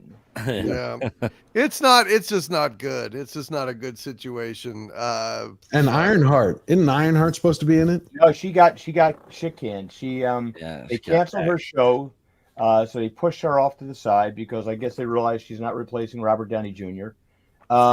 There's no way forward for them. This is the problem with Disney is they're losing ground to Universal in the parks. They don't have any IPs that are coming up that are going to excite people and bring them into the park. They don't have anything that people actually want to go see, as you can tell by their box office. And I'm kind of worried that if Deadpool 3 does well, they're going to sit there and see, we were right. Yeah, we can still do this. But it's the same thing, Andy, that happened with Barbie. How many wokesters were like, did you see? Woke sells. I'm like, you mean a franchise that's been around for 75 years? Yeah. And who was the most popular one, George? Ken was the most popular in the movie. How do you think, though? You think the script's going to flip now? So we're gonna get this new Avengers slate, and then you're going to have Gunn's new DC come out. Does anybody think that has a chance? Like, it's going to, like DC, it's going to become the new MCU. That was Tom King there. I mean, I saw his writing room. Yeah. No. He's got 3 women, and he's got 4 women because he's got Tom King in there too. Tom King is he's like poison for a comic book. I mean, my God, they don't. And the sad part is that they have the winning formula there. They've got all they would have to do is stick to traditional comic book stories, and they would have a gold mine like they used to when they stuck to original comic book stories. But now, no, it's not that. We can't have that. It's men bad and all this. Well, guess what? There's a lot of women out there that like men. And there's a lot of men out there that like being men.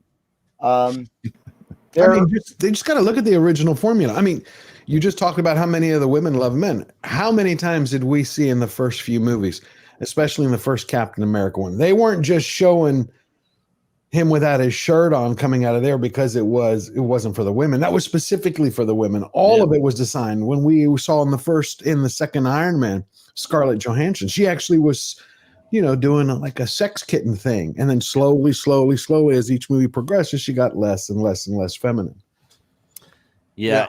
And if you guys have seen the latest headlines on James Gunn's Superman, apparently he's going to have Lois Lane be the brains in the film, have her be the fearless one who saves Superman. No. Yeah, those reports just started coming out, I think today, actually. Wow. So I don't know how much hope and faith I got in James Gunn's DCU. What the hell's happened to him? For fuck's sake. Know. Maybe he's wanting to get some of that sweet DEI money. Hey, He Doug, doesn't have to sell his soul. He's already rich. I don't get it. I don't know. Yeah. It makes Doug's job easier because now he just has to switch the people steering that Star Destroyer into the Death Star. Yeah, I was just saying earlier that Douglas Nelson is like our personal crash test dummy. He never saw a pop culture train wreck he didn't just plow right into. Fucking Willow. He's man enough to take it and bounce back. Loki season 2. Well, Doctor Who was the line. Yeah, Doctor Who. that was it. Did you have enough, Doug? Yes, I did. Jesus Christ. I mean, DC's in the position where James Gunn has to do the best Superman movie ever made in order for this to work, considering the situation that Marvel has put the superhero genre in.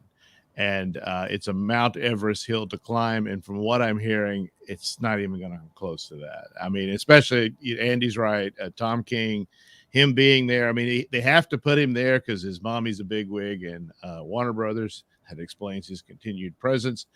And but everything he's done, I mean, if you're not familiar with, then think, Bad Robot and stuff like that, but much worse. And unless it's just because you got to put him there, then just write him a check and put his name in the credits, but don't listen to him, then they might have a shot. But it's the state of affairs that they're in. It's like I said, a Mount Everest hill to climb. As for Marvel, they've burnt every possible bridge of escape from the crap they're in. And so Deadpool cannot save them. Deadpool could be absolutely a great movie and maybe even win the summer and all that sort of stuff, but it's just one movie. You're right back where you were. They look back, well, look, Guardians did good. It was one movie out of 2 years of crap.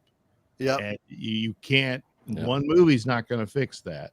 And the clock was ticking all along, and I think the time has run out. I don't like it. I wish it weren't the case. There's so many stories they could have gone through and done, and they've pretty much what they did to the Skrulls and everything. They just trashed all of that. It's just they're burning off any potential of narrative for them to pursue that could have saved them. So, that's another one that I think, unfortunately, is just over. Yeah, Douglas. I mean, and the thing is, Deadpool 3 is not a sure thing. I mean, they could shove woke in there too. Oh yeah. I mean, it's obvious. I think they're gonna do more of their multiverse stuff. So I'm expecting, I don't know, female Wolverine or gay Wolverine will take his place or something. I don't know. And that this is the last hurrah for that, version of the X-Men and what have you. And then look what we're bringing you now for the future, alongside poor Fantastic Four. God help us what they're going to do to that. So, because they got nothing else. Every time they do these woke statements and stuff, it's because, and it doesn't work anymore. If it ever did, it's cover for the fact that we got nothing. We don't know what to do. We don't know what kind of story to do, and all. And of course, they got to tiptoe through the the eggshells of, skin and genitals and whatever else check boxes you got to do. You never get to an actual plot. So, yeah, 100%, dude, 100%. While we're here, I wanted to ask, did you watch any more Monarch, or have you blown it off? I haven't seen the most recent one. Okay.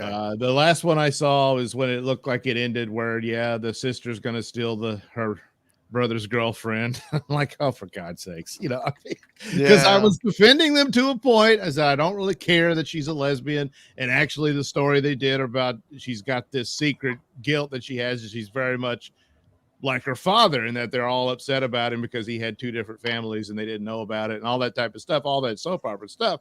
But nevertheless, it played out. I thought, well, that's interesting. She's kind of like, she's very much like him, and she's still, so, but then it's just so she can steal the greatest hacker in the universe from her brother. Yeah. So I don't know. And plus, like you said, it's girl boss everywhere. They introduced a new corporation that's evil and stuff, and a girl boss, Yeah. So I don't know. I haven't. I'll take a look at it later on, but I just haven't had the time with the holidays and stuff. I did dive deep into Reacher, which is absolutely excellent. Oh, love it. It is excellent. Season, Yep, it's the awesome. second season, I got a couple of episodes in, but that first season, good God, that was magnificent. Yeah. And obviously another show that they just ignored. So that explains. Oh, Reacher was They left wonderful. it alone, and it was good. Yeah. Yeah, I just And- watched episode 5 of season 2 last night, and I'm enjoying season 2. Yeah, me Reacher? too. Yeah, Has everybody seen Reacher at this point? Absolutely. I'm on episode 3 of the first season. It's pretty Yeah, good. same thing. Yeah, that's where I'm at. Do you know what it reminds me of? Did anybody check out The Old Man with Jeff Bridges last year? Yeah, I Yep. love that. show. Yeah, great show, great show. That was a Yeah. damn good show. Yeah, That's what it reminds me. Like television, some aspects of television are coming back. I mean, it's like you get it. Yeah. Like Tulsa King. I love Tulsa King. yeah, great, another great show. I heard that Disney wants to make a show to compete with Reacher called Reach Around, but They've already done that. It was called Right. Shang-Chi. I tell you though, the other thing is that there's a little bit of humor in Reacher too. I mean, I love the funny stuff that he does to the drug dealers. Oh, Yeah. yeah. He's brilliant. The end. I'm not, since Gary hasn't gotten to season 2 yet, I'm not going to spoil it. But one of my favorite lines in season 2 is "Saddle up, because we're about to do some cowboy shit." Yeah. Oh, Yeah. yeah. After he was just told no more cowboy shit. You know what's amazing? You nailed it, but it's also that they show his continued growth. Even in his acting, that actor has done much better than I ever give him credit for. Like when I first saw him on that show Titans, the DC. Yeah, I know what you mean. I think he played Hawk. He played Hawk, He with was that Hawk. Yeah. And I was like, this guy, okay, I can see it. But when I saw him in Reacher, I'm like, wow. But season 2, he has upped his game. Every time they start talking about one of the groups, his little squad's family or their kids, you see the way the director captures his, his facial features, his emotions. Because because a part of him wants that, but he's fighting it. No, I'm the loner, the wander. And I will say, I used to love Tom Cruise's Reacher, but he doesn't hold a candle anywhere near this. After I watched season 1, I picked up the books. I'm like, yep, this is a guy who's got hands in his dinner plates. hey George, Yep. I see your statue back there. What do you think of Alan Ritchson as Captain America? It's been a long time. He would be the stoic, like the true Captain America. He would. Chris Evans did a manageable job, but he didn't have that countenance that Captain America had. Yeah. I agree. You make a good I point. agree. Yeah. I like that. He would do a good job because he has that. Captain America. Yeah. Very He has true. that presence. Now the rumor is he's in the running to be James Gunn's Batman. Really? Man, I think he's too big to be Batman. Batman's not the more Dark alive, Knight. although it just depends on the artist. But yeah, Dark I mean, Knight. I could kind of see it. I could see him. Yeah, I don't know. I have to think about it. I don't know. You don't think He's a little Jim too big. Cox? You don't A think little Jim too Cox, big. if he does the Dark Knight, He almost seems muscle bound to some extent, and, Yeah. and Batman's very lithe, kind of like very very flexible, like Spider-Man. Well, I mean, he's yeah. well built, but he's not a hulking. It depends on it. I mean, it's like it depends on the age of him. And in this one, they want him to be older because he's already had his son and everything, and that's how the version they want to go, so that he's bulked up, and all that. But if you focus on Dark Knight Returns, he had bulk. I mean, Miller. He's not old enough to. I don't know that he's a good enough actor to play old Batman, but Bruce Wayne carries a real trouble with him. He carries a lot of pain, internal pain. And that actor, I don't know if he's ready for that. I think he's good for Captain America. I think he's great. Yeah, I think he'd be great for Captain America. But Batman is a very complex guy. Right. I agree. Because I still want to see the older Batman. It's like we've gotten how many times they already did it. I know, but he didn't. I want to see more of that. It's like I enjoyed Affleck's. It's like Superman rebooting it over and over and over. For me, there's Clark. There's Christopher Reeve. That's my Superman. Yeah. And then I enjoyed some of Henry Cavill's work. I love Cavill.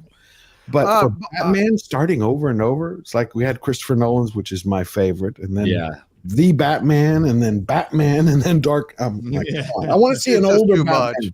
Yeah. Well, they keep screwing up, and this is the properties they've got, so they keep going back to it. Yeah, they'll just keep fucking it. Gary, I wanted you to tell us a little bit about what's going on with Best Buy here, because it kind of proves what I've been saying all along about physical media. Go ahead. It is old news, but it's actually happening right now. Right. In October, they announced that they're no longer going to be carrying physical media, and now apparently people are reporting that they're taking away the shelves at Best Buy where the DVDs and Blu-rays were. Yeah. So this is happening in the wake of Sony just removing a whole bunch of videos that people purchased on their network, not rented. So that's they're trying to take this stuff away.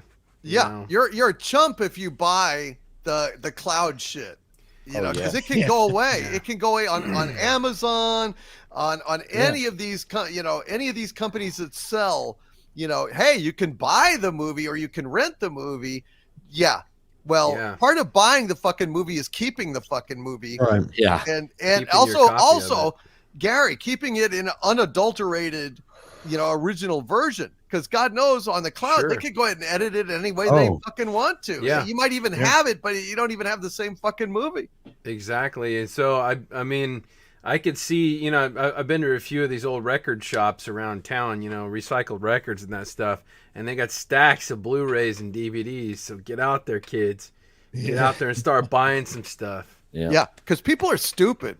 I am loving going to used stores and thrift stores and finding incredible bargains. Great movies for $3 on Blu-ray.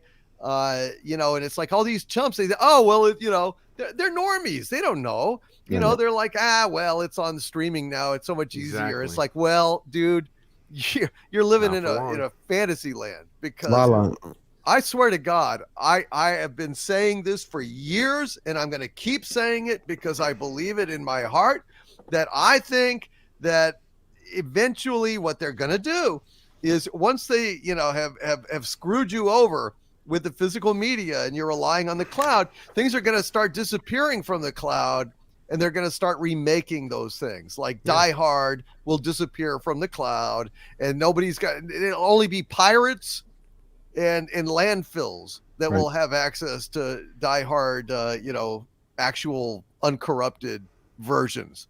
Well, look at the French Connection. I doubled my DVDs, my Blu-rays, my 4Ks after what they did to the French Connection. And I would buy them slowly, but I was like, I ramped it all up. I went and turned it on because I had it in the cloud.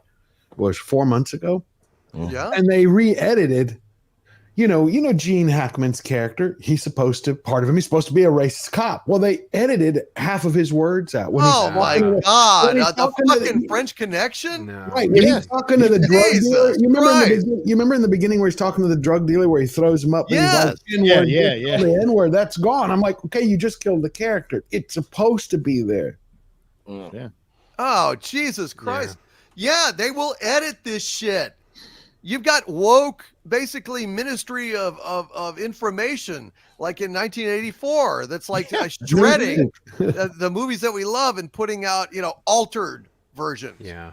Right? How many lights are there? 4? It's fucking thought control. It's fucking this thought was control. this was all just God damn, everybody I was didn't just know that. talking about this a couple months ago. The stuff is disappearing off the shelves as of January now, so it's really happening. And It's why not did they just do talk, that? you What know? was their excuse for that, Gary? There is no excuse. I No, mean, but I don't like, even what think was they. I don't even think like, we're they. getting rid of it. I don't even think they released an excuse when they screwed all those people over by removing the digital copies of things they bought. I mean, I think it's just in the terms of service they have a right to just take it away. I don't know what they're.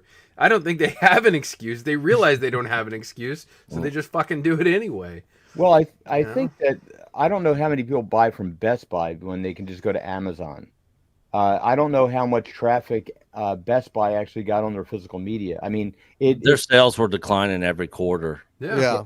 Well, Best Buy has a bad price image. They have, but they move their stuff around. I didn't mean to stop you and interrupt you. but that's the thing that I mean, God bless Tom Connors Jr. because he's going to have a thriving business. Our physical media, if he just start burning some stuff. Not that he would do that, IRS. But well, the sad thing is, I used to go to Best Buy all the time and buy movies, and I had like an Academy and a Best Buy right next door, and I'd buy workout equipment at Academy, and then go to Best Buy and maybe buy a movie or two that I liked, or I'd see something that I hadn't seen before, like Streets of Fire was on 4K, and I was like, wow, I haven't seen that movie since the 80s. I used to like that movie. I bought it there just because I saw it, but. Gary's right. I mean, the shelves outside of Christmas movies were bare. It was awful. Do you guys remember back in the 90s going to the mall and going to Suncoast? Oh yeah. You guys remember Suncoast? Oh yeah. Good God, man. They had box sets of stuff that I'd never seen before, movies on physical media that I'd never seen before, in like special editions. I loved Suncoast. I wish that a store like that was still around today. yeah, and they had that little room in the back. Oh yeah. You mean with that little waist high hole, Andy? No, you're gullible. How many times did you fall for that, Andy?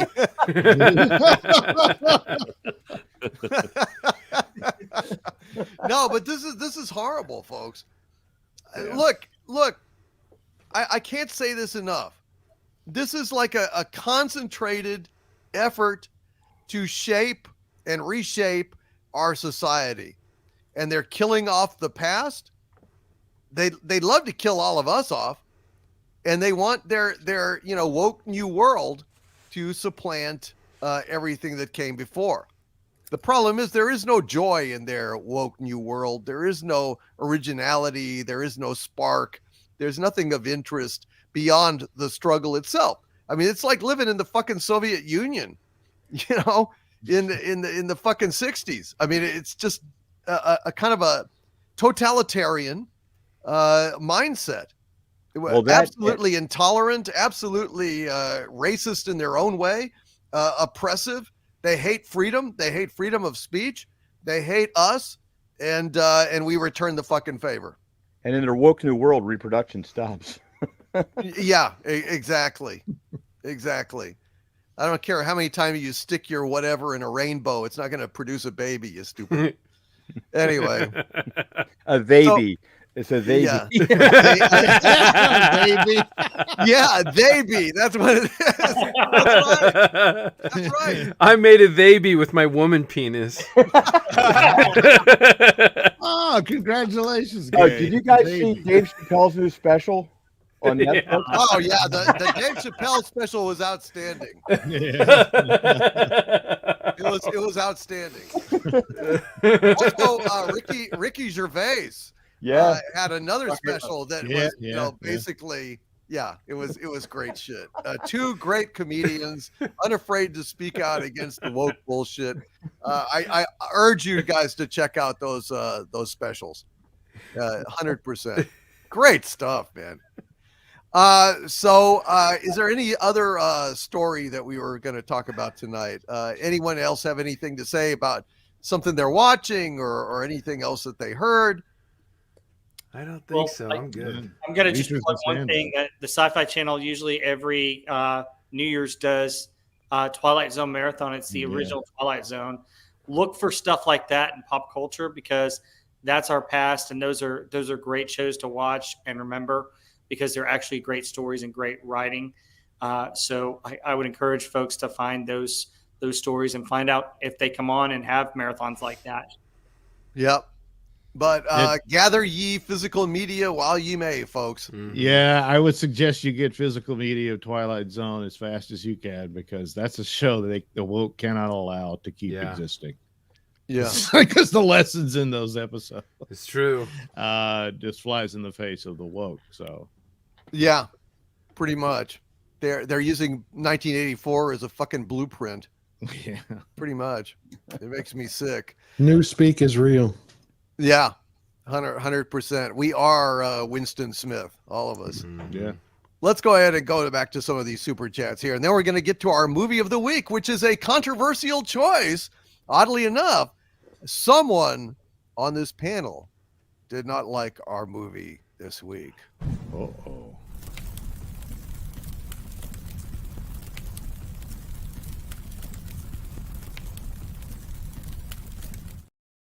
All right. Let's get to these super chats here, folks.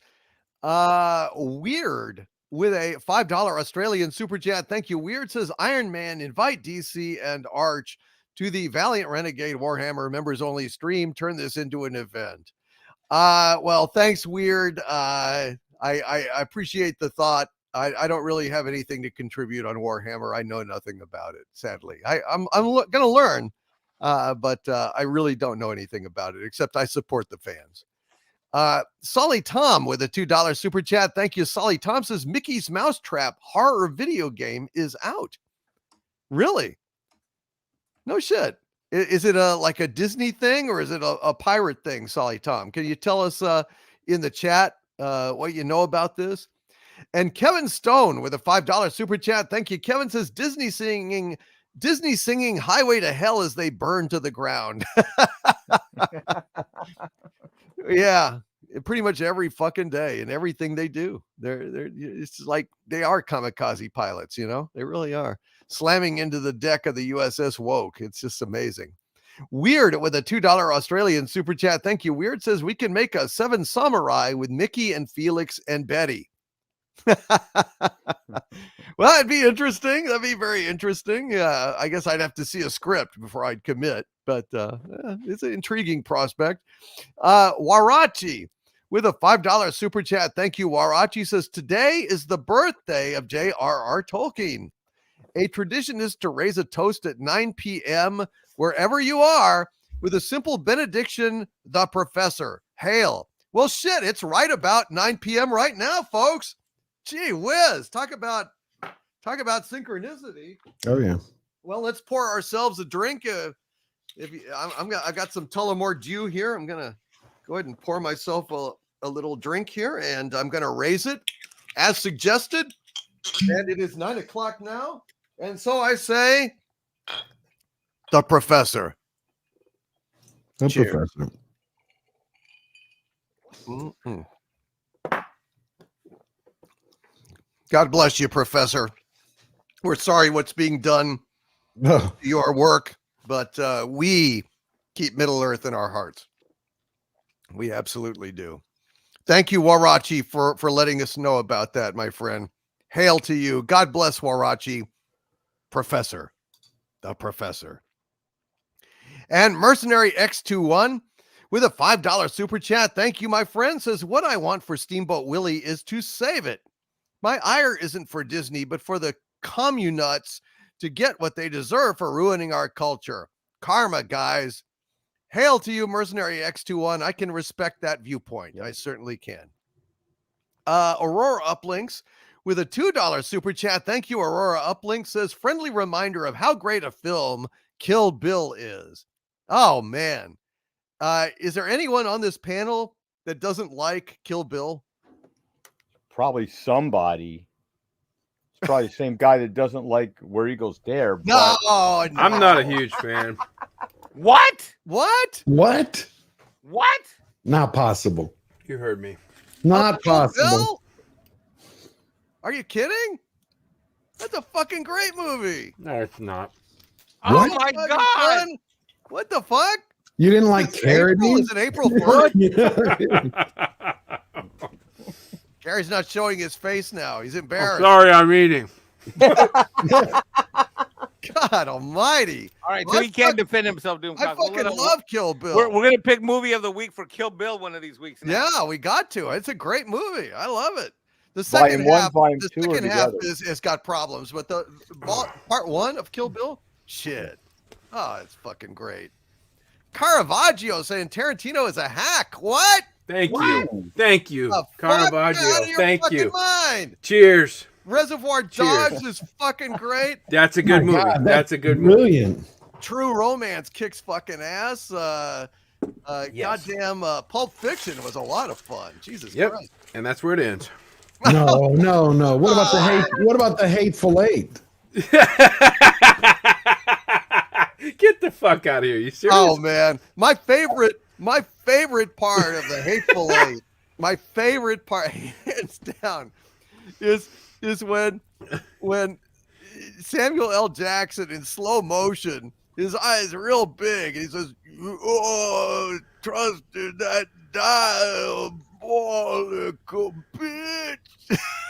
I just laughed my fucking ass off at Fucking that. garbage. Oh, Gary, did you like Django? Fuck no. no, I didn't like. Fuck No. no. Here's the thing. I'm with Gary on. I'm not a big fan of Tarantino's like weird historical, distorted, like Inglorious Bastards or, Django. It's just like But holy shit, Reservoir Dogs, Pulp Fiction. Yeah, I love Reservoir Dogs. Jackie Brown. I Jackie didn't- Brown's pretty good.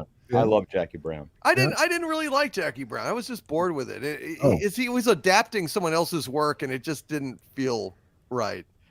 Well, we're gonna have to have a discussion about this shit. Aurora Uplinks, thank you very much for triggering World War III here. Appreciate it.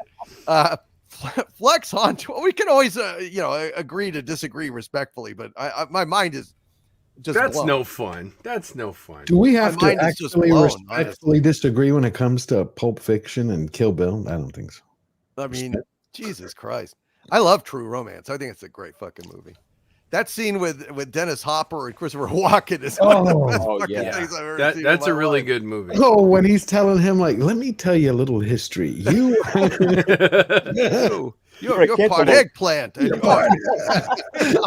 And you're a cantaloupe. It's Oh yeah. Oh, what about Gary Oldman? That was a brilliant. oh performance. jeez. Oh man. Gary Oldman. Oh man. Has Clarence going, open your eyes, open your fucking eyes. Boom. Has Gary Oldman done a bad performance though? Have you seen him in Slow Horses? I've fallen in love with that Yeah, series. Slow Horses is a great show. He- It's on I think Apple TV. Yeah, he carries it. Oldman's yeah. performance. I'm like, the first thing when I saw him, when someone told me it was on, I'm like, there's no way Oldman is not doing television. And then I saw him, like, holy shit, that's Gary Oldman. It just still bothers me. I have that old mentality of, it's like movie stars stick to the Yeah. movies. But when I saw him, I was like, he carries it. Season 1, season 2, and they renewed it for season 4 and 5. Yeah. It's a good show. Probably a lot of you haven't seen it. It's basically like it's a subdivision of MI5 for all the cast-offs and losers. They call them the Slow Horses. They're in Slough House. They're in a house in Slough. And Gary Oldman appears to be just this sleazy, burned out piece of shit that hates everyone. And he's like the director of this little group of misfits.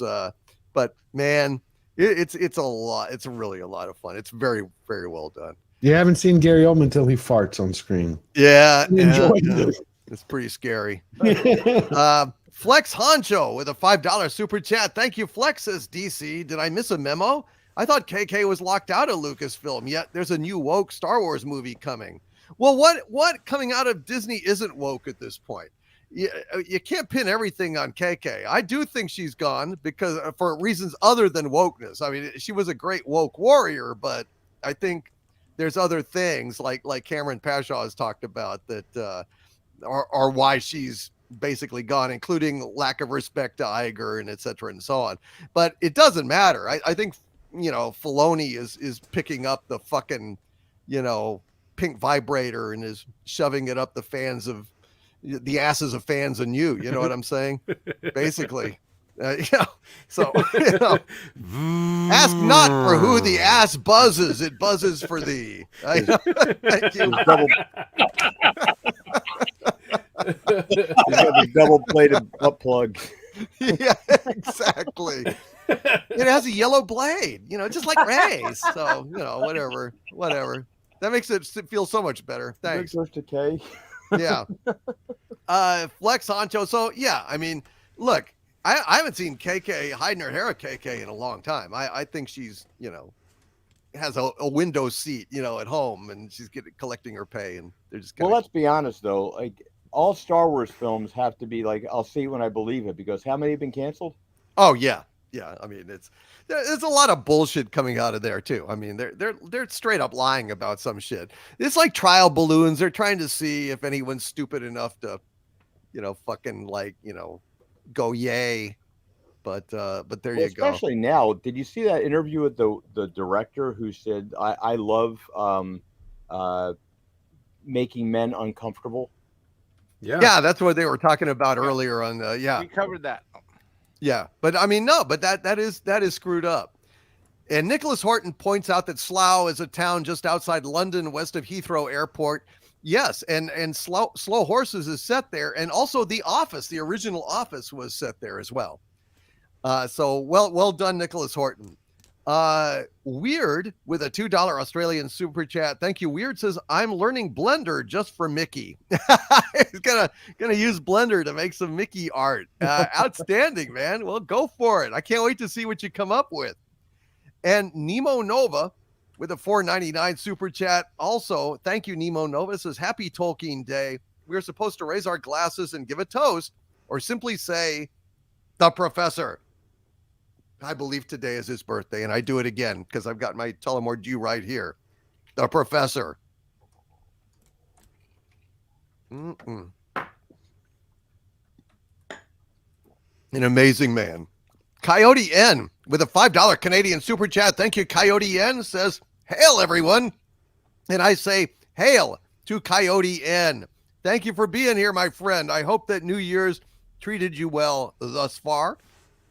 And Fermented Cinema has been a channel member of mine for 20 months now. Thank you, Fermented Cinema. Says, Happy New Year's. 2023 was the year of Doomcock being right. Thank you, Fermented Cinema. And hail to you, my friend. Hail to Fermented Cinema. Let's see. Oh, Jesus Christ. It just jumped on me. Neon Knight with a $5 super chat. Thank you, Neon Knight. Says, hail. Did you get the 2 emails I sent with 2 song links and 3 movie links? Doc Savage, Valley of Gwangi, and Song of the South. I certainly did, Neon Knight. Sorry, the holidays got me behind in correspondence and, well, pretty much in everything else. But I did appreciate you, Neon Knight. Thank you so much for that. You're a great friend. Jake Skyrocker with a $4.99 super chat. Thank you. Jake says, Lucasfilm, hold my bud lightsaber. Thank you, Jake Skyrocker. Nicely done. And Game Slave has been a channel member of mine for 16 months. Thank you, Game Slave. Says 2023, the year good and evil became a clear choice. Well, I wish more people could see that as clearly as you do, sir. But I think we're moving closer and closer to that time all the time. Thank you. Mercenary X21 with a $5 super chat. Hail, Mercenary X21 says, in Disney, if Disney is the Mexican restaurant, then someone else is the Chinese restaurant where all the Mexicans are in the kitchen making better Chinese food. Yeah. Probably at Universal, right? Yep. Over at That's Universal, the they're eating Disney's lunch. They actually supplanted Disney as the box office leaders last year. Well, no surprise there. Snail Messiah has been a channel member for 25 months now. Thank you, Snail Messiah. Says, who rocks? You all do. That is all. Move along. God bless Snail Messiah, and thank you very, very much for that, my friend. Hail to you. Mercenary X21 with a $2 super chat. Thank you. Mercenary X21 says, my birthday is coming in 5 days, besides Elvis and Bowie. Well, happy almost birthday, Mercenary X21. I'm sure I will be singing you happy birthday on Friday Night Frolic, so come on by. We'll go ahead and treat you right, buddy. Toddzilla with a $10 super chat. Thank you, Toddzilla. Toddzilla says, I'll get hate for this, but women actors playing masculine roles of any kind of film will not work unless done really well, like Sarah Connor and Ripley. Ahsoka, Hera, Sabine, Rey, all trash characters. Why will you get hate for? You're not going to get any hate from us, Toddzilla. I'm sure. In fact, I'm going to go the opposite and say, hey, Toddzilla, love you more. Love you more, buddy. Shit, you're in the wrong place if you want to hate for that. Forget it, dude. Have you even watched this show? Love you, Toddzilla. No, man, you're in the right place. You're in the right place. Don Lewis with a $4.99 super chat. Thank you, Don. Says, idea, an animated short like Bambi versus Godzilla. Some production credits roll, then Harvey's immense foot stomps Steamboat Willie flat. I love it. I love it. I think I'm going to make that movie. Thank you, Don Lewis, and hail to you, sir. I love it. Fuck, we got to do that. I'm going to do that. Aurora Uplinks with a $2 super chat. Thank you, Aurora Uplinks. Says Kill Bill action movie with a love-hate love story. But Gary doesn't like Kill Bill. I'm still reeling. I'm still reeling. Is that true? Yeah. Wow. Gary said he did not like Kill Bill. That's rare. I don't hear that many people say they don't like that movie. I'm kind of stunned. I'd like to know why. Maybe we should do that as a movie, and then Gary can do what one of our members is going to do to our movie of the week choice this week. You know, Mario Trujillo has been a Dominion of mine for 11 months. Thank you, Mario. Says Star Wars is dead. Dave Soiloni can have it. Nicely said, dude. Nicely said. And Grand Potato has sent his first super chat ever here tonight, a $9.99 super chat. Thank you so much, Grand Potato. It is an honor to receive that first super chat, brother. Hail to you.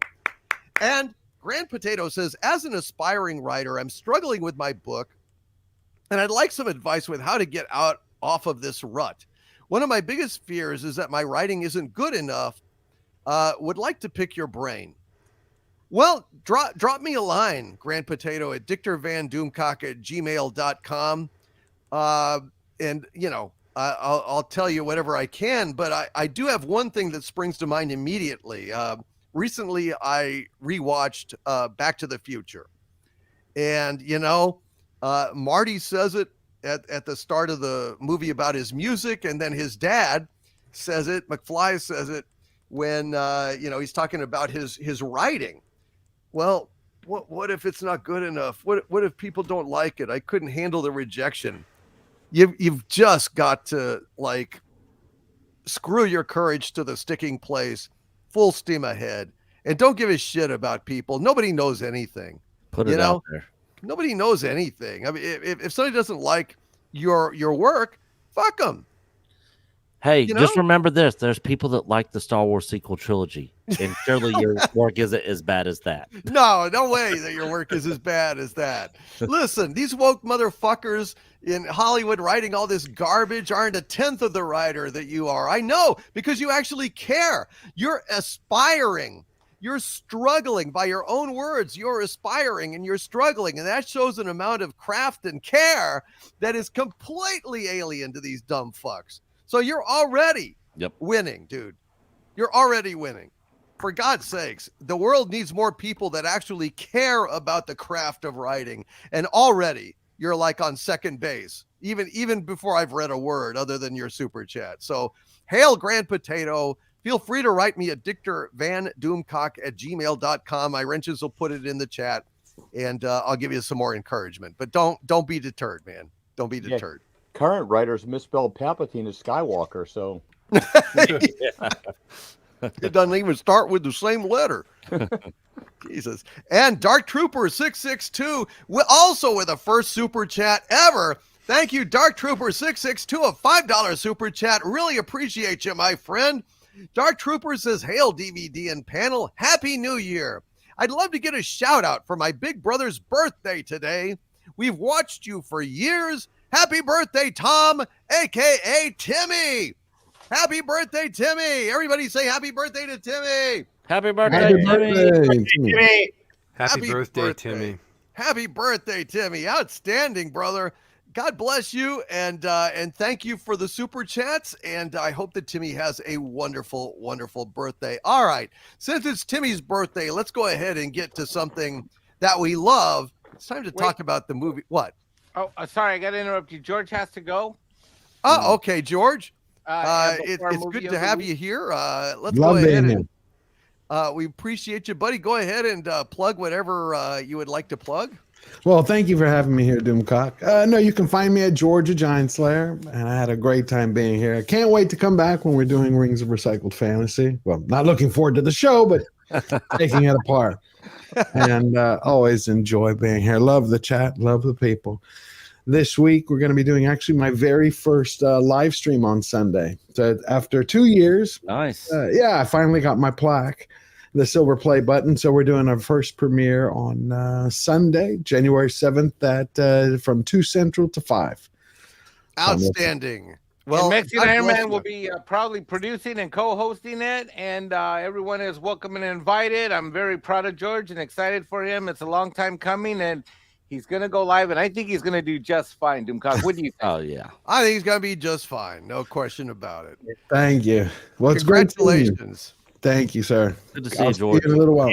Thank you. All right, man. We'll see you later. Bye-bye. Bye-bye. Have a good night. All right. Well, let's go ahead and get to a movie that most of us love.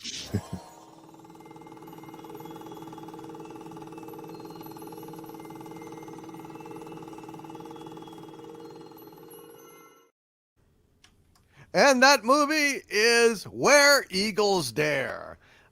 This is a movie that paired the great legend Richard Burton with a legend to be Clint Eastwood. I guess Clint Eastwood probably shot this around the time or a little after he did the spaghetti westerns. It's a very unlikely pairing, but it works nevertheless. I'm a huge fan of both of those guys, Richard Burton and Clint Eastwood. And I enjoy the hell out of this movie. I love Richard Burton slinging the incredible bullshit that he slings in this movie. I like the manliness. I like the adventure. I love the soundtrack. The soundtrack is fantastic. It's a lot of fun. And I can't believe that one of our own does not like this movie, but I won't say who it is. We're just going to let it organically evolve. But this is a hell of a movie. God damn, man. This is a good old-fashioned war movie. Kind of like a war/spy movie, really, when you get right down to it. Gary, what can you tell us about this classic? All right, guys. Where Eagles Dare. One of the most intense and action-packed war films ever made. Directed by Brian G. Hutton and based on the novel of the same name by Alistair MacLean. Produced on a budget of $7 million and bringing in $21 million during its original box office release. Nice. Producer Elliot Kastner requested MacLean adapt the screenplay to his own novel, then titled Castle of Eagles. Disliking this title, Kastner was inspired to rename it by Shakespeare's Richard III, in which Act 1, Scene 3 states, "The world is grown so bad that wrens make prey where eagles dare not perch." Great quote. David Lean and John Huston were both in talks to direct the film. However, the helm was given to Brian G. Hutton, who would go on to work with Eastwood once again, directing him and an all-star cast in Kelly's Heroes. Shot on location in Bavaria and the Austrian Alps. Because I was about to say Australian, but there are no Alps in Australia. That's right. The Austrian Alps. The cast and crew... jumped on me here. The cast and crew bore the nightmare that is making a major motion picture in actual freezing cold weather. Castle Hohenwerfen in Werfen, Austria, doubled for the fictional Schloss Adler, where the central plot of the film takes place. The castle served as an actual Yahtzee training camp in 1939 during the occupation. The castle can also apparently be seen in the background during the Do-Re-Mi song sequence in The Sound of Music. Interesting. Wow, I did not realize that. I didn't either. It's such a great castle. It looks like fucking, Castle Wolfenstein, like it's amazing. Yeah. It's I watched a video on just a walkthrough of the castle as it is today, and it's it looks a lot like the sets that they built. Nice. But it's pretty gorgeous. Apparently it's been up for a long time, and many an army tried to storm that castle. None of them ever succeeded. Wow, man. None of them ever succeeded. Great Very location. I mean, the approach to it is very difficult, Yes, it is, in real life and in the movie. Yeah. Many of the locals living in the villages of Werfen joined the production as background actors and crew. Being just 20 years after the end of World War II, it was difficult for some of them being on the set of a German-occupied town and was an eerie reminder of their troubled past. Oh. How about that? Yeah. Pioneer stuntman Yakima Knut served as the second unit director and coordinator of most of the action sequences in Where Eagles Dare. This is interesting, Andy. I thought of you on this one. Knut is credited by many of the major stunt performers and coordinators in Hollywood as being the founder of their craft, and is most famous for doubling for John Wayne in many of his films. The Duke's famous persona, including his unique speech pattern and his trademark walk, were all borrowed directly from Yakima Knut. Wow. The film was made with real explosions, real Kubel wagons flipping over and flying off cliffs, real bridges blowing to splinters, real snowplow buses ramming into antique German World War II aircraft, and the firing off of an average of 20,000 rounds of ammunition per shooting day. Oh! There is just no substitute for the real thing. Oh my God. Eastwood and Burton dubbed the film Where Doubles Dare, due to the heavy use of stunt doubles and performers in this heavily action-fortified film. Stuntman Alf Joint doubled for Richard Burton in most of the action scenes. He recalls one night Burton had drunk himself out of shooting the cable car scene, and Joint stepped in at the last second to fill in for the inebriated actor. During the cable car scene where Joint had to jump from one car to another, he lost 3 teeth. Oh, man. Alf Joint is also known for his role in Goldfinger, where 007 tosses an electric fan into a bathtub and electrocutes the stuntman. That was him. Richard Burton claims he accepted the role of Major John Smith because his wife, Elizabeth Taylor's 2 sons, were tired of seeing him die in movies and wanted to start seeing him kill some people instead. Delays in shooting the film were not only due to bad weather, but also due to Burton disappearing when his drinking pals Peter O'Toole and Richard Harris would show up to the set for a quick binge. Oh man, those guys were 3 of the worst drunks in history. I Yeah, swear to God. they went and showed up on each other's sets and pissed off all the fucking crew because they knew, they're like, well, we're not going to get this shit done today. Yeah. And they, they drag on to some fucking pub or something. Yeah. Burton was always really bad about that, especially when he was enabled with Elizabeth Taylor.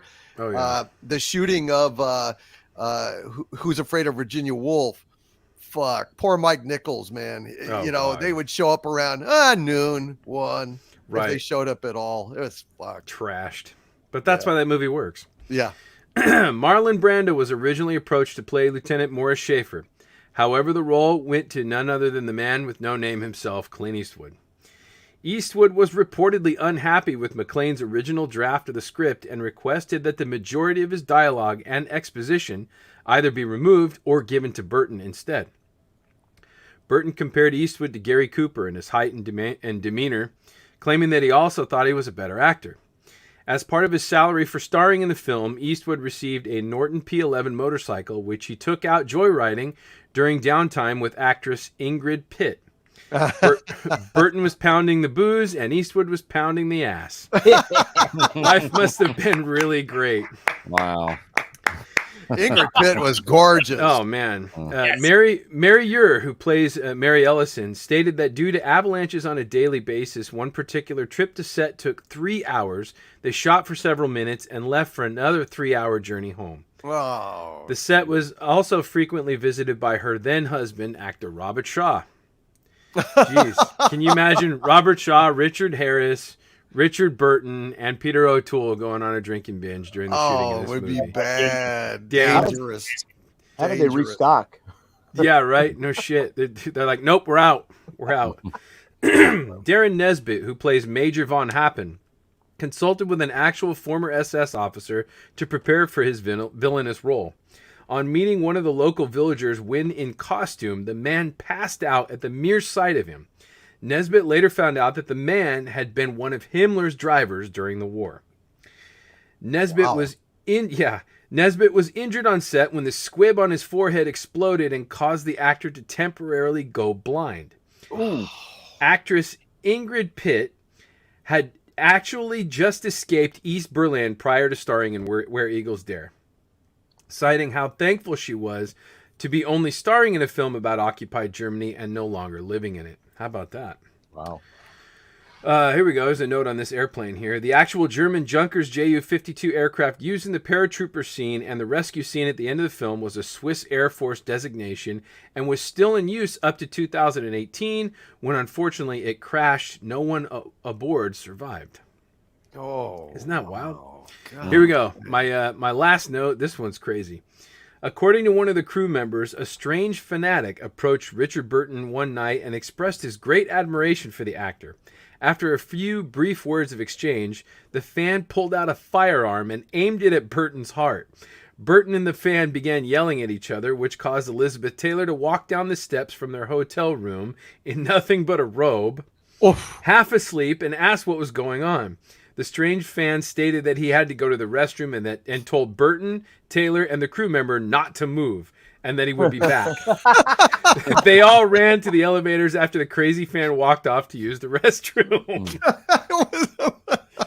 He just had to go jack off because he saw Elizabeth Taylor in nothing but a robe. Yeah. That's all. Yeah, he had to go spank one off. Yeah, this movie is super, super cool. It's got a little bit of a slow burn, double, triple cross subplot, but man, when the action starts, it's pretty hardcore. And I'm watching a lot of these action sequences, which were all coordinated apparently by Yakima Knut, the father of stunt work.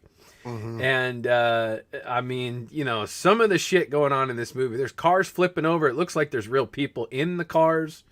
The shit blowing up left and right. Bridges blowing up. Oh my God! Every People World getting War stabbed in the II, throat. every World War II kind of like stereotypical staple happens in this movie. Blowing up bridges. Stabbing the dude in the neck. That was great. Yeah.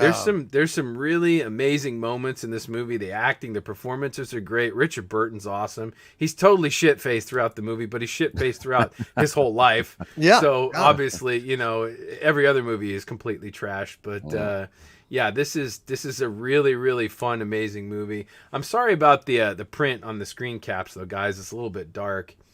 It's a little bit dark, but I was thinking it's so beautiful. I mean, the actual Yeah. film stock is just gorgeous. I hope that there's a better version of it. When I got this, I actually thought I was watching the Netflix remake because they had just darkened it so much. But anyway, Where Eagles Dare, guys, one of the best World War II films ever made. Great action film, and definitely one of my favorites. The score is amazing. The score is great. Ron Goodman was a fantastic composer. Another great score he did was Force 10 from Navarone, another cool action World War II movie. But if you guys haven't seen this, go check it out. Did they ever release this score? Yeah, oh yeah. You don't have it? No, I don't have it. Okay, I'll get it over to you. Thanks, brother. Yeah. All right. Well, will it be Robert Wright who doesn't like this movie? Robert, what? It's like a time bomb here. Robert, what do you think of this movie? I thought this movie was awesome. I'd only seen bits and pieces of it, and I finally got to see the whole thing. Now, just so you know, it's a long movie, but it's worth the whole 2 and almost a half hour runtime. This movie, the great thing about it is that they get right to the point. There are a lot of World War II movies that, especially in this day and time, where they take so much time training or practicing or trying to show what they're going to do, and then they do it. In this movie, they just get right to it, and that's what makes it so awesome and so great. Richard Burton just owns this movie. He kills it, and you're intrigued with his character because you're not sure exactly what he's going to do or what side he plays off of. And like Gary alluded to, there's a bit of play, double and triple type of crosses that you think, but it works for this movie totally. And Burton owns it. I mean, he's so fantastic in it. And Eastwood, for his part, it's the early Clint Eastwood, and it reminds me of The Man with No Name. He's very much a similar character to that, and that's what I love about it. I like how they go and you see the different scenery. You don't see a whole lot of war movies where you see a lot of snow battles or a lot of things in the snow. And so a lot of the film and the artwork and just the shots with them in the snow is really fantastic. And they have this gorgeous setting with this gorgeous castle, which is just amazing. Also, the cutting and editing in this movie is on par. It's very tight. And I just thought it was a very entertaining war movie. I mean, there's a lot of action. It's a great story. I don't want to spoil any of the story. It's just a very, very interesting story, a very interesting way they go about doing everything. And there are 2 women in this movie that are gorgeous. And I think it's a well-rounded cast. They do a great job, and it's a definitely movie to go see. I find it on physical media, like we said. And if you haven't seen it, look it up and try and find it. It's worth your 2.5 hours because this is a great World War II war movie. Absolutely. Andy, could you go forward a few slides? That one right there. Right back. That blonde German to the far left. I don't know if you guys are Prisoner fans, but he was one of the number 2s on The Prisoner. You remember him? That's the actor that when the squib went off, he went temporarily blind. That's him. God dang. Yeah. Well, he who was not only temporarily blind, he got blown all the way to the village. Fantastic. He's got a very Harrison Ford look there. Yeah, he does. Actually, you're right. If his hair was brown, you could at that angle might almost absolutely mistake him for it. Wow, good call there. All right, let's go to is Mexican Iron Man here? Yeah.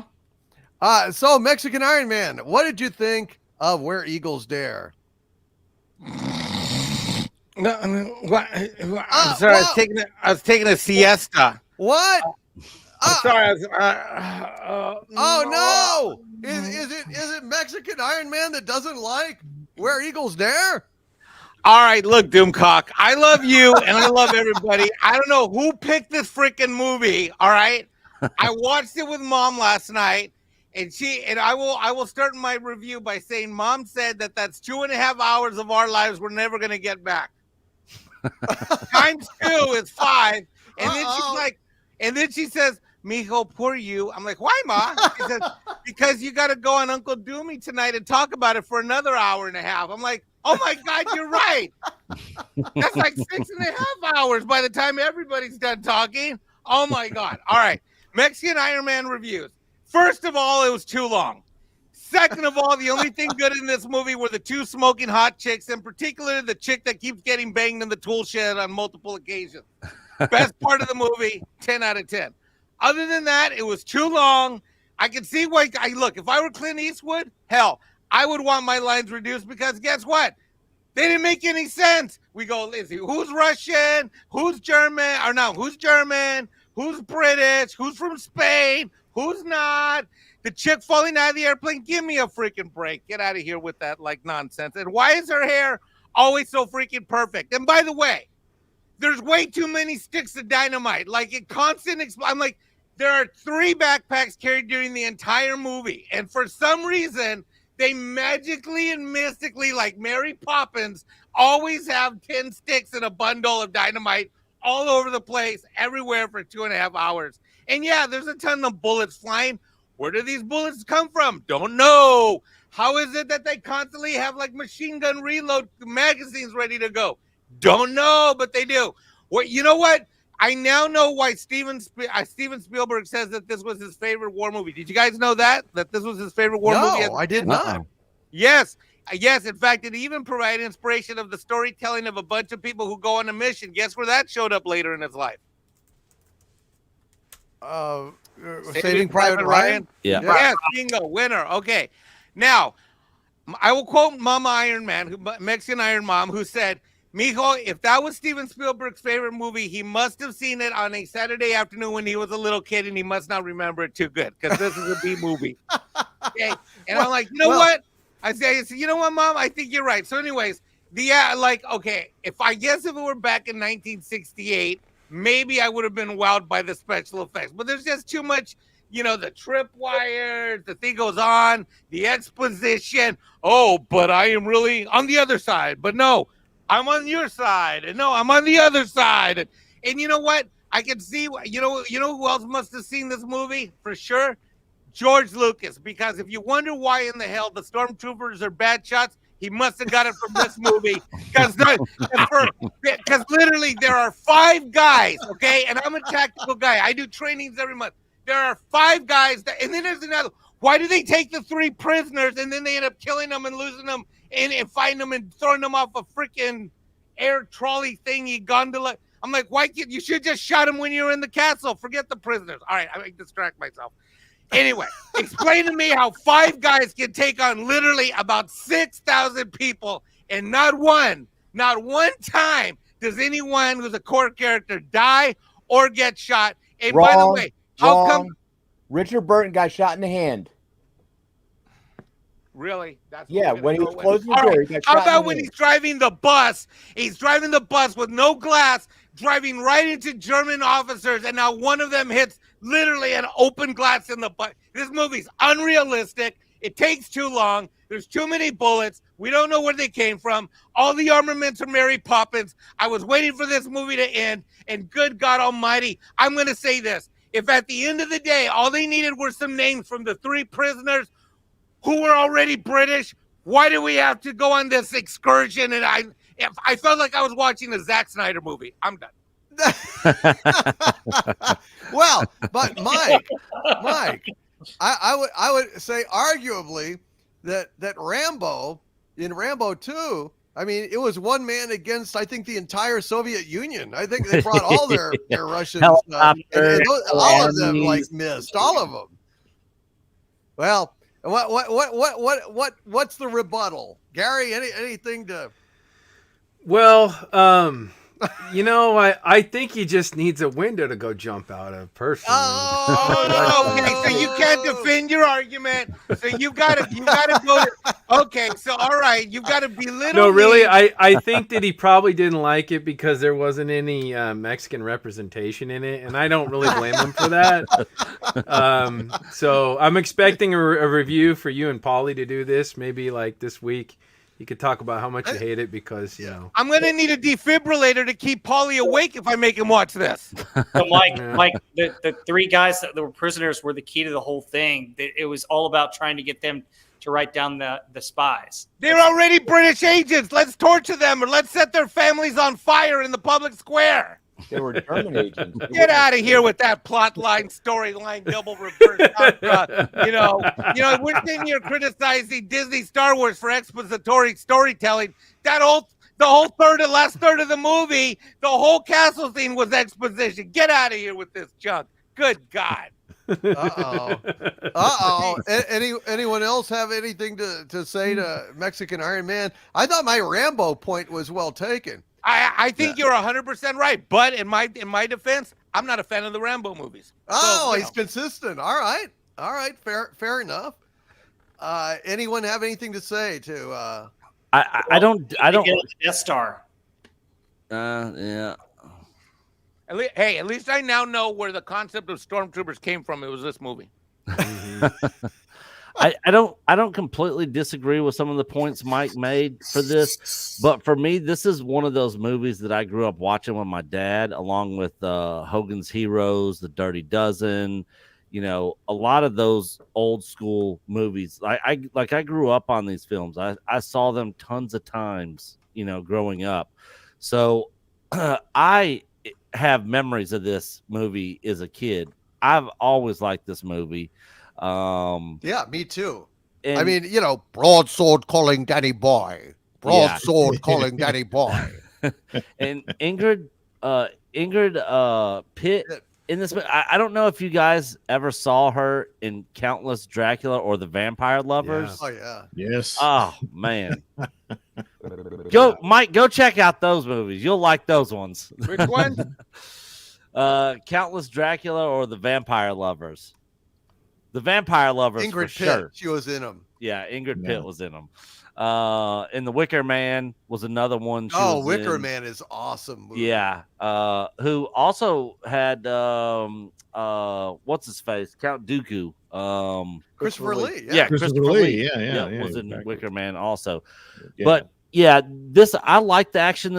Movies back then, it's sort of similar to a lot of the 80s movies, like you see Schwarzenegger in Commando going up against everybody on that island, bullets flying everywhere. It's not a realistic movie, in that sense of things. Right. I mean, look at Temple of Doom, for God's sakes. It looks like Indiana Jones is dodging fire from all of India. Yeah. Or Pakistan. Or both. Yeah. So on a realistic standpoint, it's not one of those movies. Of course, it's like, yeah, this is not realistic at all. But it's just a fun popcorn movie. And for me, I got, like I said, I got a lot of fond memories of watching this with my dad, along with so many other movies similar to this growing up. So I agree with what everybody else has said about this. And I still don't disagree with some of the stuff Mike was saying about it either. Mike brings up a lot of good points. Yeah. If you didn't see this movie as a kid and you weren't so in love with it, I could see you being like, this fucking movie needs to end like an hour ago. Exactly. I think maybe it was a little shorter. He may have liked it a little bit more. Yeah. Well, the other thing I want to bring up just real fast, I'll jump in real quick.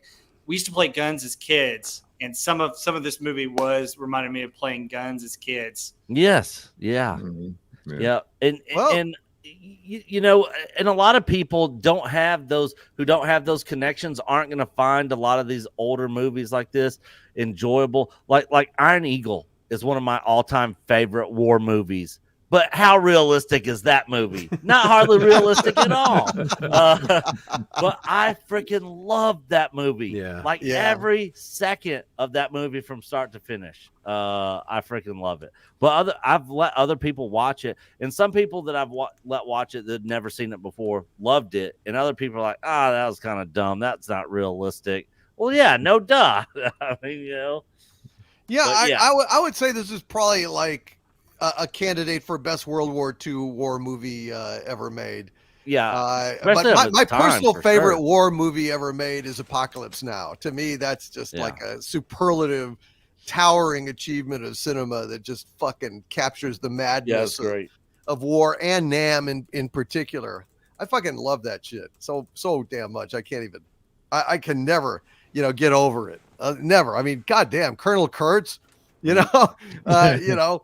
Kilgore, I love to play Ride of Valkyries. Scares the hell out of the, Yeah. dun. I mean, sweeping. I mean, goddamn, man, that's fucking amazing. Hearing, Marlon Brando.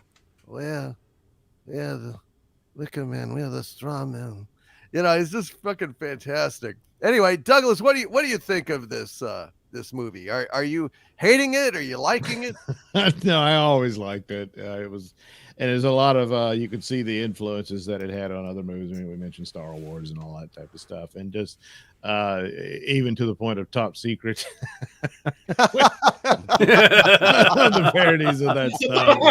Yeah. Mike, you'll definitely like Top Secret. Yeah, you don't like I Where Eagles know. Dare, but you definitely like Top Secret. Watch that one. Val So when Kilmer. it comes to realism, and it's overly fantastic, and there's no way they could have done all this and all that sort of thing. It's just a matter of whether or not they find the movie charming or not. I did, and Mike didn't. And that's how that plays out, because most of these movies are not very, I mean, all the Bond movies, there's no way he could survive all that stuff and that sort of thing. Yes, I did. It's like I get a chuckle every time they get stuck in a jam and they just pull out another bundle of dynamite. I mean, and I was like, yeah, come on. And it could have used a lot more Ingrid Pitt, but what are you going to do? Yeah. But as far as again on Mike, I did notice in that tool shed there was no window, Mike. So I can understand that you're having harsh feelings about. I that. like those things. Are you kidding? When she gets banged, I'm like, give me I more know, but- cowbell and more tool shed. But what if the husband shows up? There's no window to escape. So There's no husband. it's a problem. You know what? But then there's dynamite. So Make your own window with the unlimited dynamite. It's like being Roger Rabbit. It's going to be what's this ass-shaped hole in the wall? You know? Both those chicks are smoking hot though in this movie. yeah. They are. That's why I said check out Vampire Lovers, Mike. Yeah, you would like it. You get No, a it's- lot it's more good. Ingrid. It's There. good. Yeah. A lot more Ingrid. A lot more. But the pairing of Richard Burton and Clint Eastwood is pretty good in the sense of the stereotypes of the British man and the American man, and put the two together like that, it works very well. And so that was because they were, like Gary was mentioning, they were thinking of Marlon Brando. I don't think it would have played out as well. I mean, it probably would have worked okay, but it just those two like that just seem to pay off in droves that way.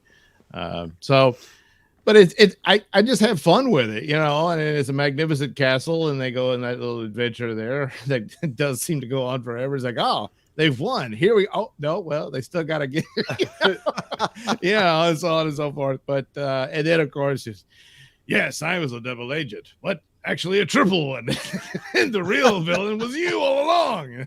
I am. Aha, fooled you. And it's like, oh crap, that is my name. You're right. I was the bad guy all along. Let me jump out of the plane. But I just had fun with it. I love the movie, and that's just the way it is. Yep, and that's the way it is on Yes. Pop Culture Breakdown. Andy, all right, have you been dissuaded from loving this movie by Mexican Iron Man now? Have you seen the error of your ways? When Arnold Schwarzenegger have unlimited ammo, nobody complain. When Richard Burton have unlimited ammo, Mexican Iron Man complain. Mike's got some good points, but it's just good popcorn fun with. I mean, look, you have to be able to turn this stuff off and just kind of accept the implausibility of things. It's by no means as bad as dropping bombs in space and having them fall down like Last Jedi, but Right. And with the coverage of this and I love Gary dearly. He's one of the best friends I've ever had, and I can't believe he didn't have any screen captures of Heidi's boobs popping out of that shirt while she was serving beer. I was tired, man. I'm sorry. When I'm tired, I go a little less hedro,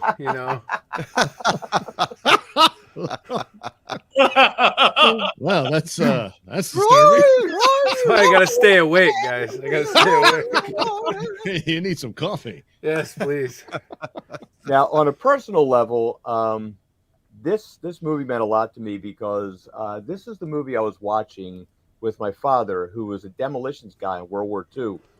And he started telling me about a whole bunch of stuff working with dynamite and things like that in World War II and setting bridges to blow up and stuff like that. He didn't go into a whole lot of detail, but he did have some interesting commentary on how dynamite would actually work and the nitroglycerin, how it had to keep being turned every so often, which was pretty impressive to me as a little kid. Wow, my dad blew stuff up. but he won't let me have firecrackers. But anyway, yeah, I always liked this movie. Clint Eastwood and Richard Burton, and but I have to say, like every time I heard him do his radio announcement, I heard Doomcock saying, Broadsword calling Daddy Boy. Broadsword calling Daddy Boy. As a kid, my dad would watch it, and I just sucked that up. I always love Richard. Richard Burton can just, read the back of a box of Cheerios and make it sound profound. Yeah. Yeah, he was. He Point was of technology order. Yes. Point of technology order, Mr. Masterson. Mr. Masterson, point of technological order. How is it that the radio from in the middle of nowhere in the mountaintops, in the middle of a mountain range, in a snowstorm, was able to clearly communicate with the base command back in I don't even know where in England? I thought about that too. I did. It's only about 2,800 miles. They had cable. Yeah. I also wondered too, like when he left Mary there in the tool shed or the wood shed there, how she wasn't freezing with no. I mean, that was right out of Frosty the Snowman, where she wasn't an ice cube by the time he got in. But when he got there, he did light a lamp for her with a candle in it, so I guess that kept her warm. And then he had the balls to have her take her clothes off. I mean, he must have really got her motor running it to heat that place up, like in that little greenhouse effect.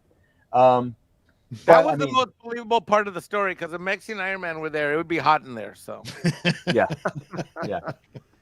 That's For about 2 minutes, then there'd be an ass-shaped hole in the wall.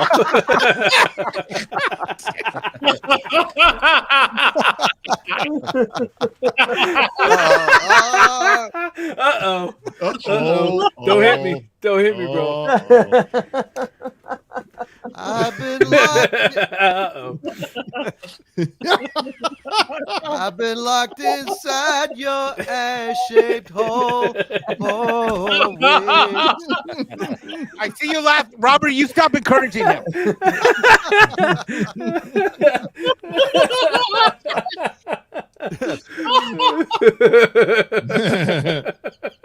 Yeah.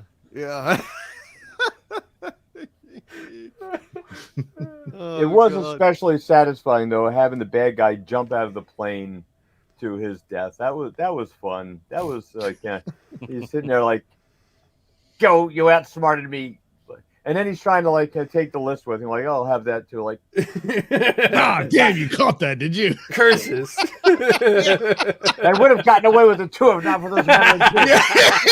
With this meddling drunk and that cowboy. Point of evidentiary order.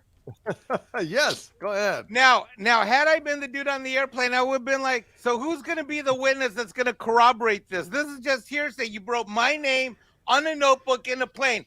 The guy who verified that got blown up in the castle 4,800 minutes earlier in the movie.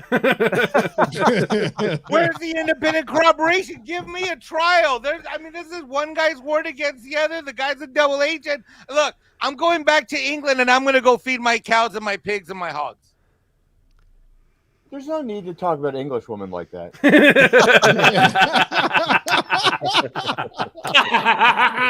I'm jumping out a window because some guy wrote my name on a notepad and tells me some story I can't independently verify. Get out of here. It might have been all the other three guys, they're all dead. To get out of here with it. You know what? Give me my defense counsel. Give me my attorney. Give me my day in court. And as soon as I get released, then I want my pension from the government, military, and the army, and I'm going to go raise my chickens and my hogs and my cattle over in London, England. Well, Mike, I got some bad news for you. In the actual director's cut of Where Eagles Dare, which is rarely seen, but I have a copy, the reason that the guy jumped out of the plane is he had a parachute. And that means we have Where Eagles Dare 2 next week on Pop Culture Breakdown. Yes. So we need to go ahead. Hey, a good one. Mike. Hey, get back here. Oh, man. I can't do it. I can't. It's only 3.5 hours long. No. But Zack we're gonna Snyder watch the directed- extended cut that's 4 hours. Oh yeah, Yeah. Zack Snyder put in slow motion. Yeah. The dynamite explodes. And Jar Jar Abrams did a special lens flare edition. It was Yeah. really amazing. right. Is there really a director's cut that's a little bit longer, Doomcock? No. No, I was just Oh, trying to thank torture Mike. He didn't have a parachute. Praise Jesus. I don't know how you can. I just have wish there was a Where Eagles Ball. Dare 2. Yeah, that the, would definitely be our movie. Praise the Jesus. That would be slowing, great. and Yeah. it's like 4 hours. 4 hours. It would be the real longest day for Mike. Praise Jesus. Well, they had the list of the names, and when Richard Burton reads them out, oh boy, you're guilty. So there you go. Mm. That's what they That's were right. banking on. Everything's believable with a British accent. Yes. It's true. And to this day, whenever I say someone's name, they jump out of whatever vehicle they were in. It's a fact. It's a fact. Where egos dare, says Robert Dunkel. Hey, let go my ego, Robert Dunkel. Well, I like this movie, but it's fun to have debates about.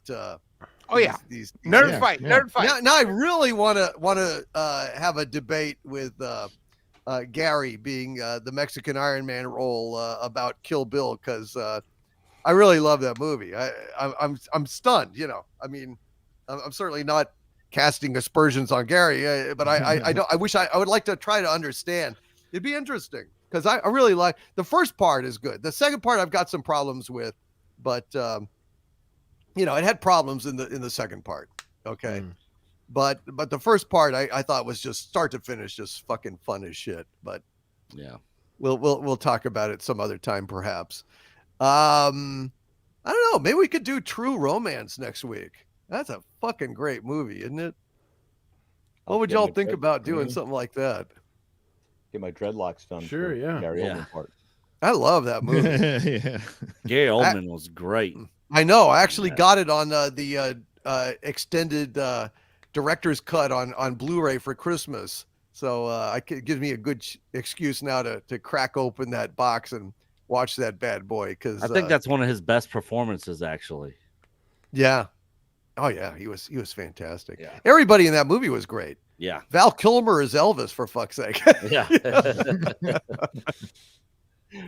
You think you can stand and give them breathing the same air that you're breathing? It's just a fantastic movie. All right, let's go ahead and get to the last of the super chats.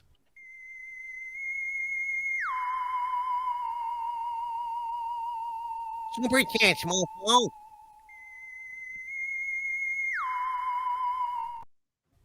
All right. Let's go ahead and read some of these. Matthew Marcillo says Steamboat Willie goes for a peaceful sail on the Rhine River. That would be fun. Oh, the hell he would get into. Aurora Uplinks with a $5 super chat. Thank you, Aurora Uplinks. Says fair enough. Although maybe Disney should start a $20 million test program. Someone's about to make a Disney film. See what they do with 20 million first. I think that's a great idea. They would all fail, but Yeah. that would prevent us from seeing a lot of horrible shit. It'd save them a lot of money. Yeah, and save us a lot of heartbreak, honestly. D. Carre with a $1.99 super chat. Thank you, D. Carre. Says, cannot wait for Ray's vagina monologue.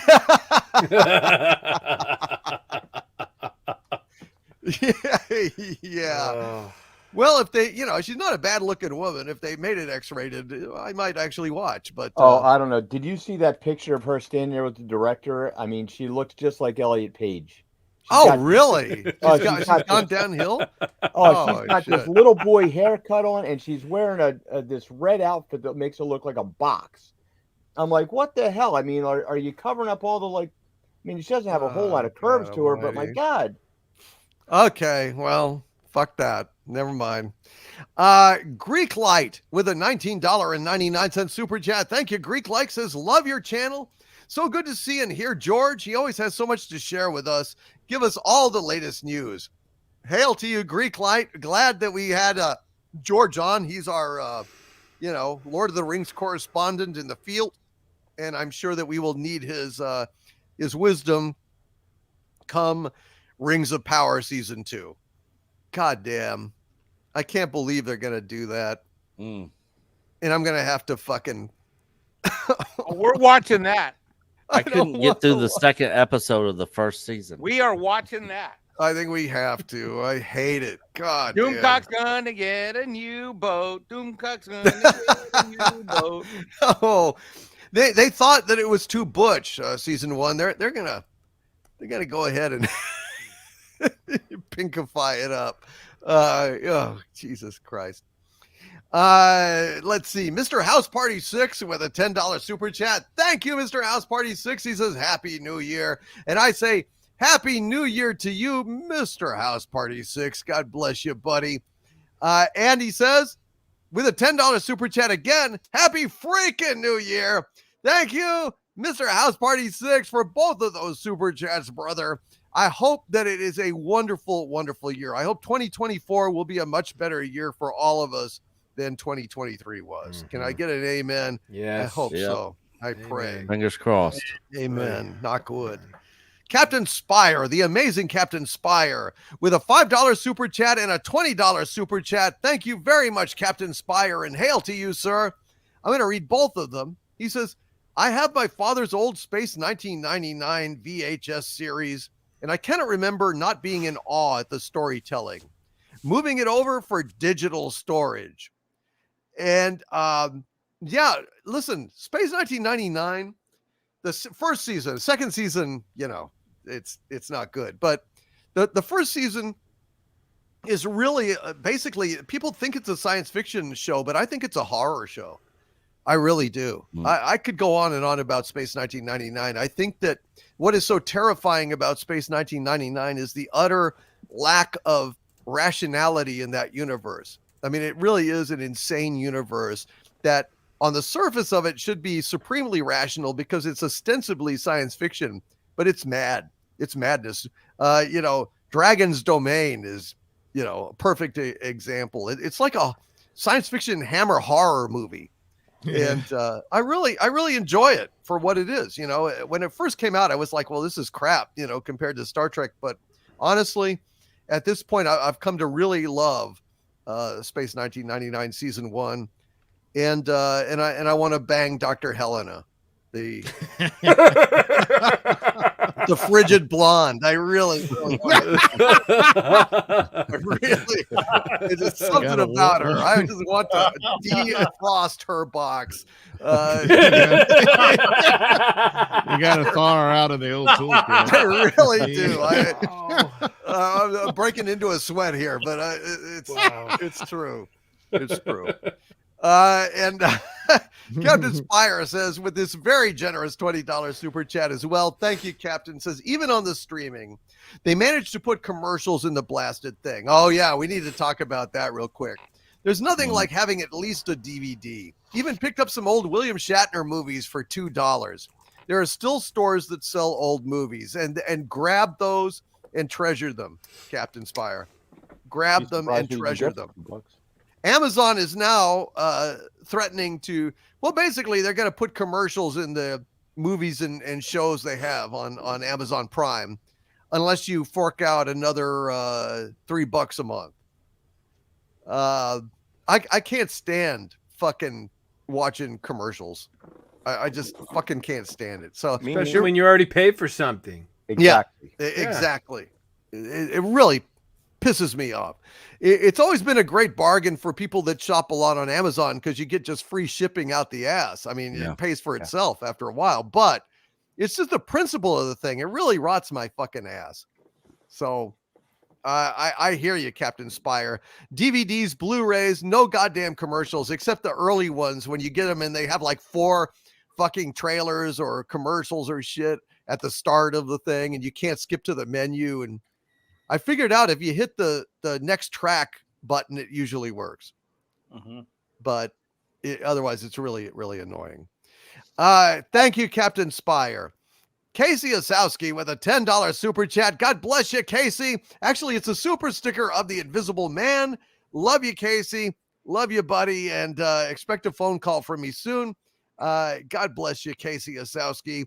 Aurora Uplinks with a $2 super chat. Thank you, brother. It says in your email long ago, a free book, Audible.com.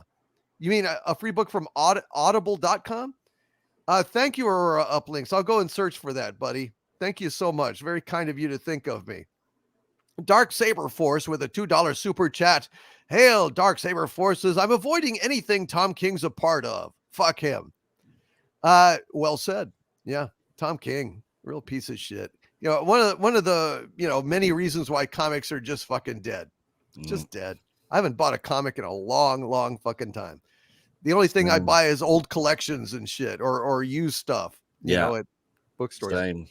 Yeah, it's terrible, isn't it, Nick? This is 80s and 90s, and even as far back as 70s is really the only stuff I buy. Unless I'm supporting an indie comic creator from like Comicsgate or, indie creator like that. That's about the only thing I get now. Mm-hmm. Yeah, exactly. Same thing here. Sad. London 19657 with a $10 super chat. Thank you. London says thanks to DC for looking out for folks over Christmas. You have a big heart. Oh man, it's my pleasure. London 19657. I know a lot of people get the blues on Christmas. I get them myself, and it's an honor to be able to spend it with you guys. So God bless you, my friend, and thank you, London. We appreciate you, man. Wayu Hatan with a $2 super chat. Thank you, brother. It says my birthday was this week. I am now 30 years young. Happy birthday, Wayu Hatan.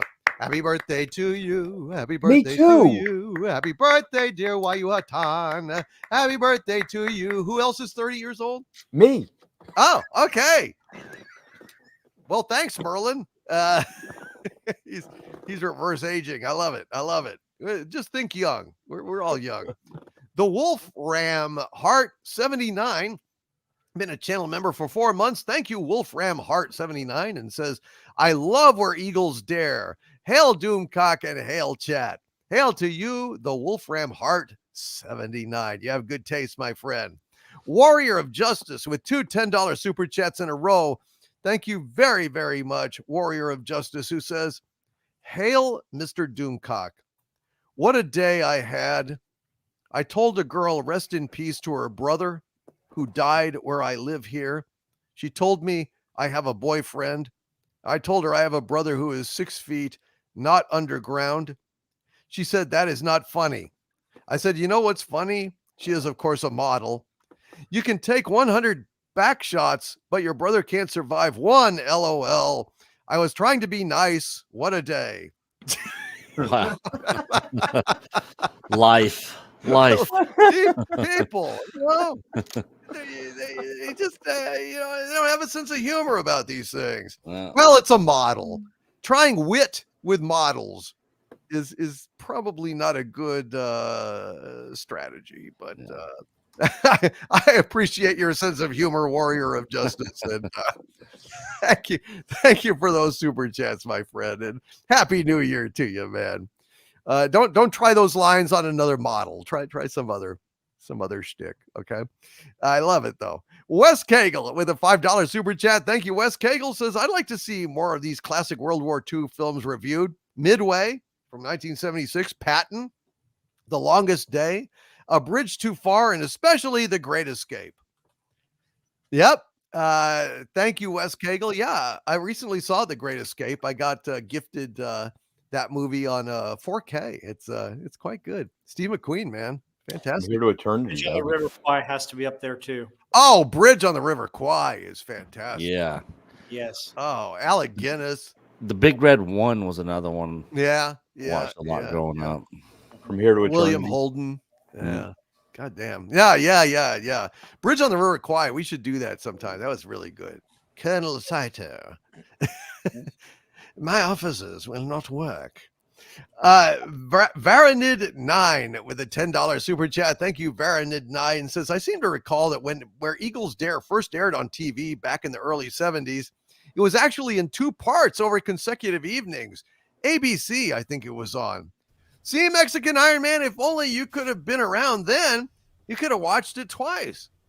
You know, Yay. in 2 days. Would have Yay. been great. Yay. London 19657 with a $10 super chat. I think he's impugning my British accent here. He says, I am actually from London and moved to the USA 20 years ago. So funny to hear your impressions of a British accent. Well, of course, Richard Burton is from Wales. If you want to hear more of an actual British accent, it would be like in the opening of The Prisoner. Where am I? In the village. What do you want? Information. Whose side are you on? That would be telling. We want information. Information. Information. You won't get it. By hook or by crook, we will. Who are you? The new number 2. Who is number 1? You are number 6. I am not a number. I am a free man. That's more of a but I've got many kinds of British accents. I have the very stuffy, very upper class English accent, don't you know? Yes, well, never mind. So there you go. London 19657. A little taste of the way that I do the accents. That was more Australian, though. I bled into that.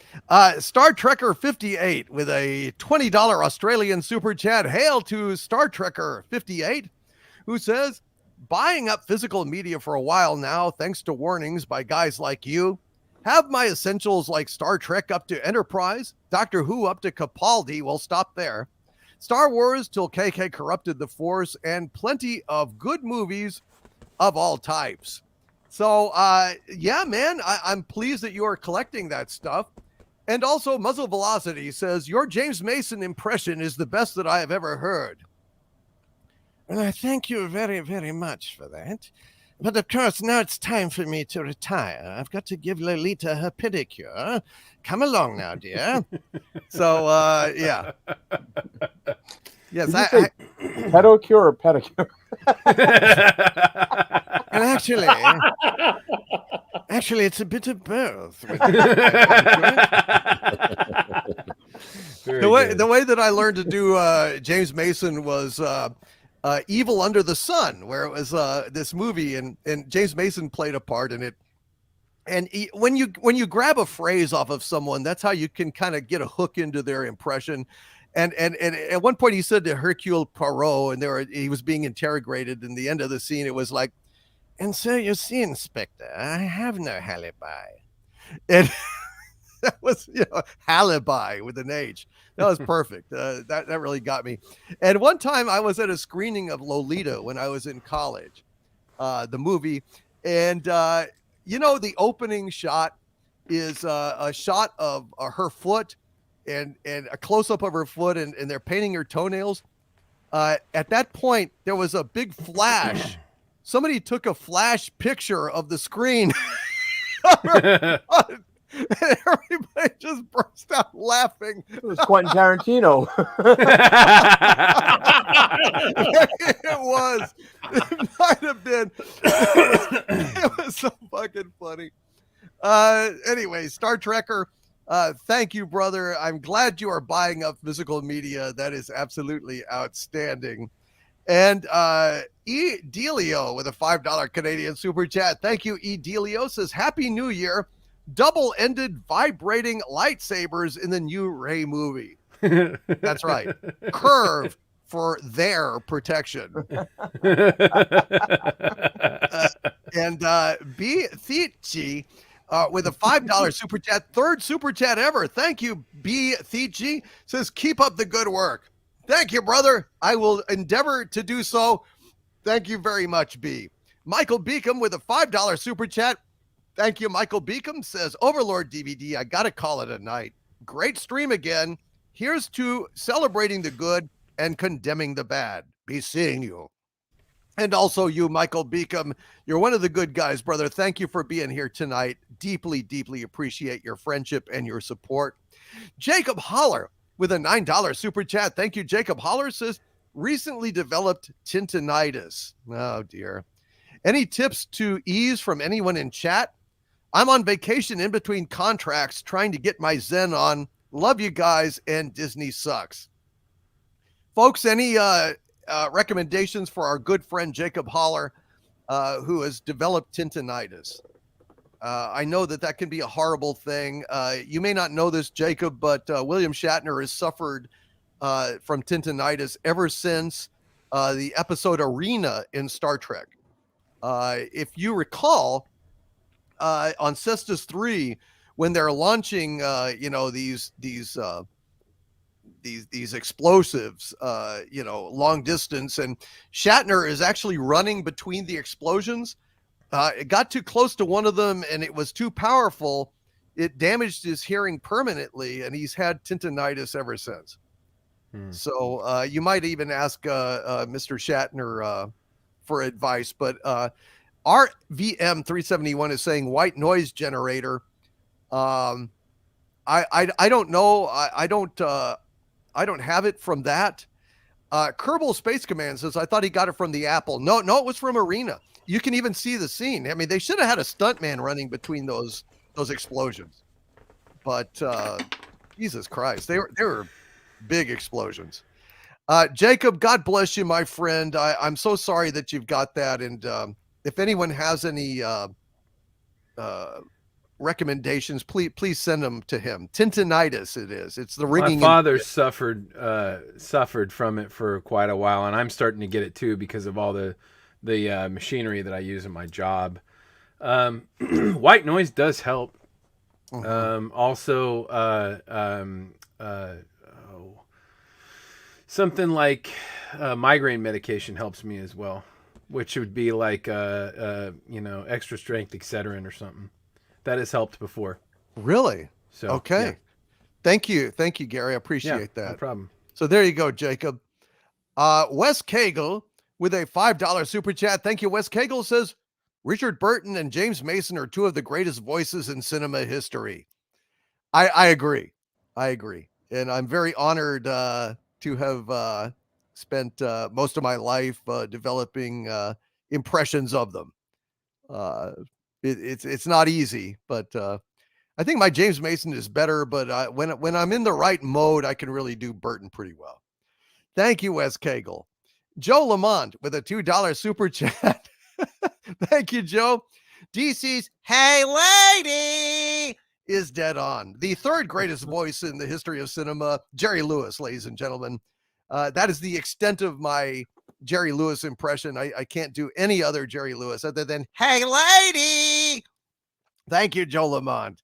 Jack White with a $5 super chat. Thank you, Jack. Says they released the teaser for the next installment of the Star Blazers reboot, Be Forever Yamato 3199. I will check on that. I got to see the first Star Blazers, though. I haven't seen any Star Blazers, or Yamato. I'm way behind the curve on that. Way behind the curve. But thank you for the alert, Jack, for those who are fans of that franchise. Benjamin Todd with a $5 super chat. Thank you, Benjamin. Says, when we get the time, we also need to talk about the vandalism of Japanese localizers, because that's also a case of people gaining too much power. What he's referring to is translators on, sites like Crunchyroll and stuff, mistranslating the Japanese dialogue and making it woke. And it's disgusting. It's really disgusting. For that reason alone, you should avoid Crunchyroll. It's really disgusting that they would do this. It's dishonest, and I think they should be sued by the Japanese companies that they're translating. I mean, they're misrepresenting their work and twisting it to be woke, as sick as they are. It makes me sick. Oh, I heard that woman too. She's obnoxious.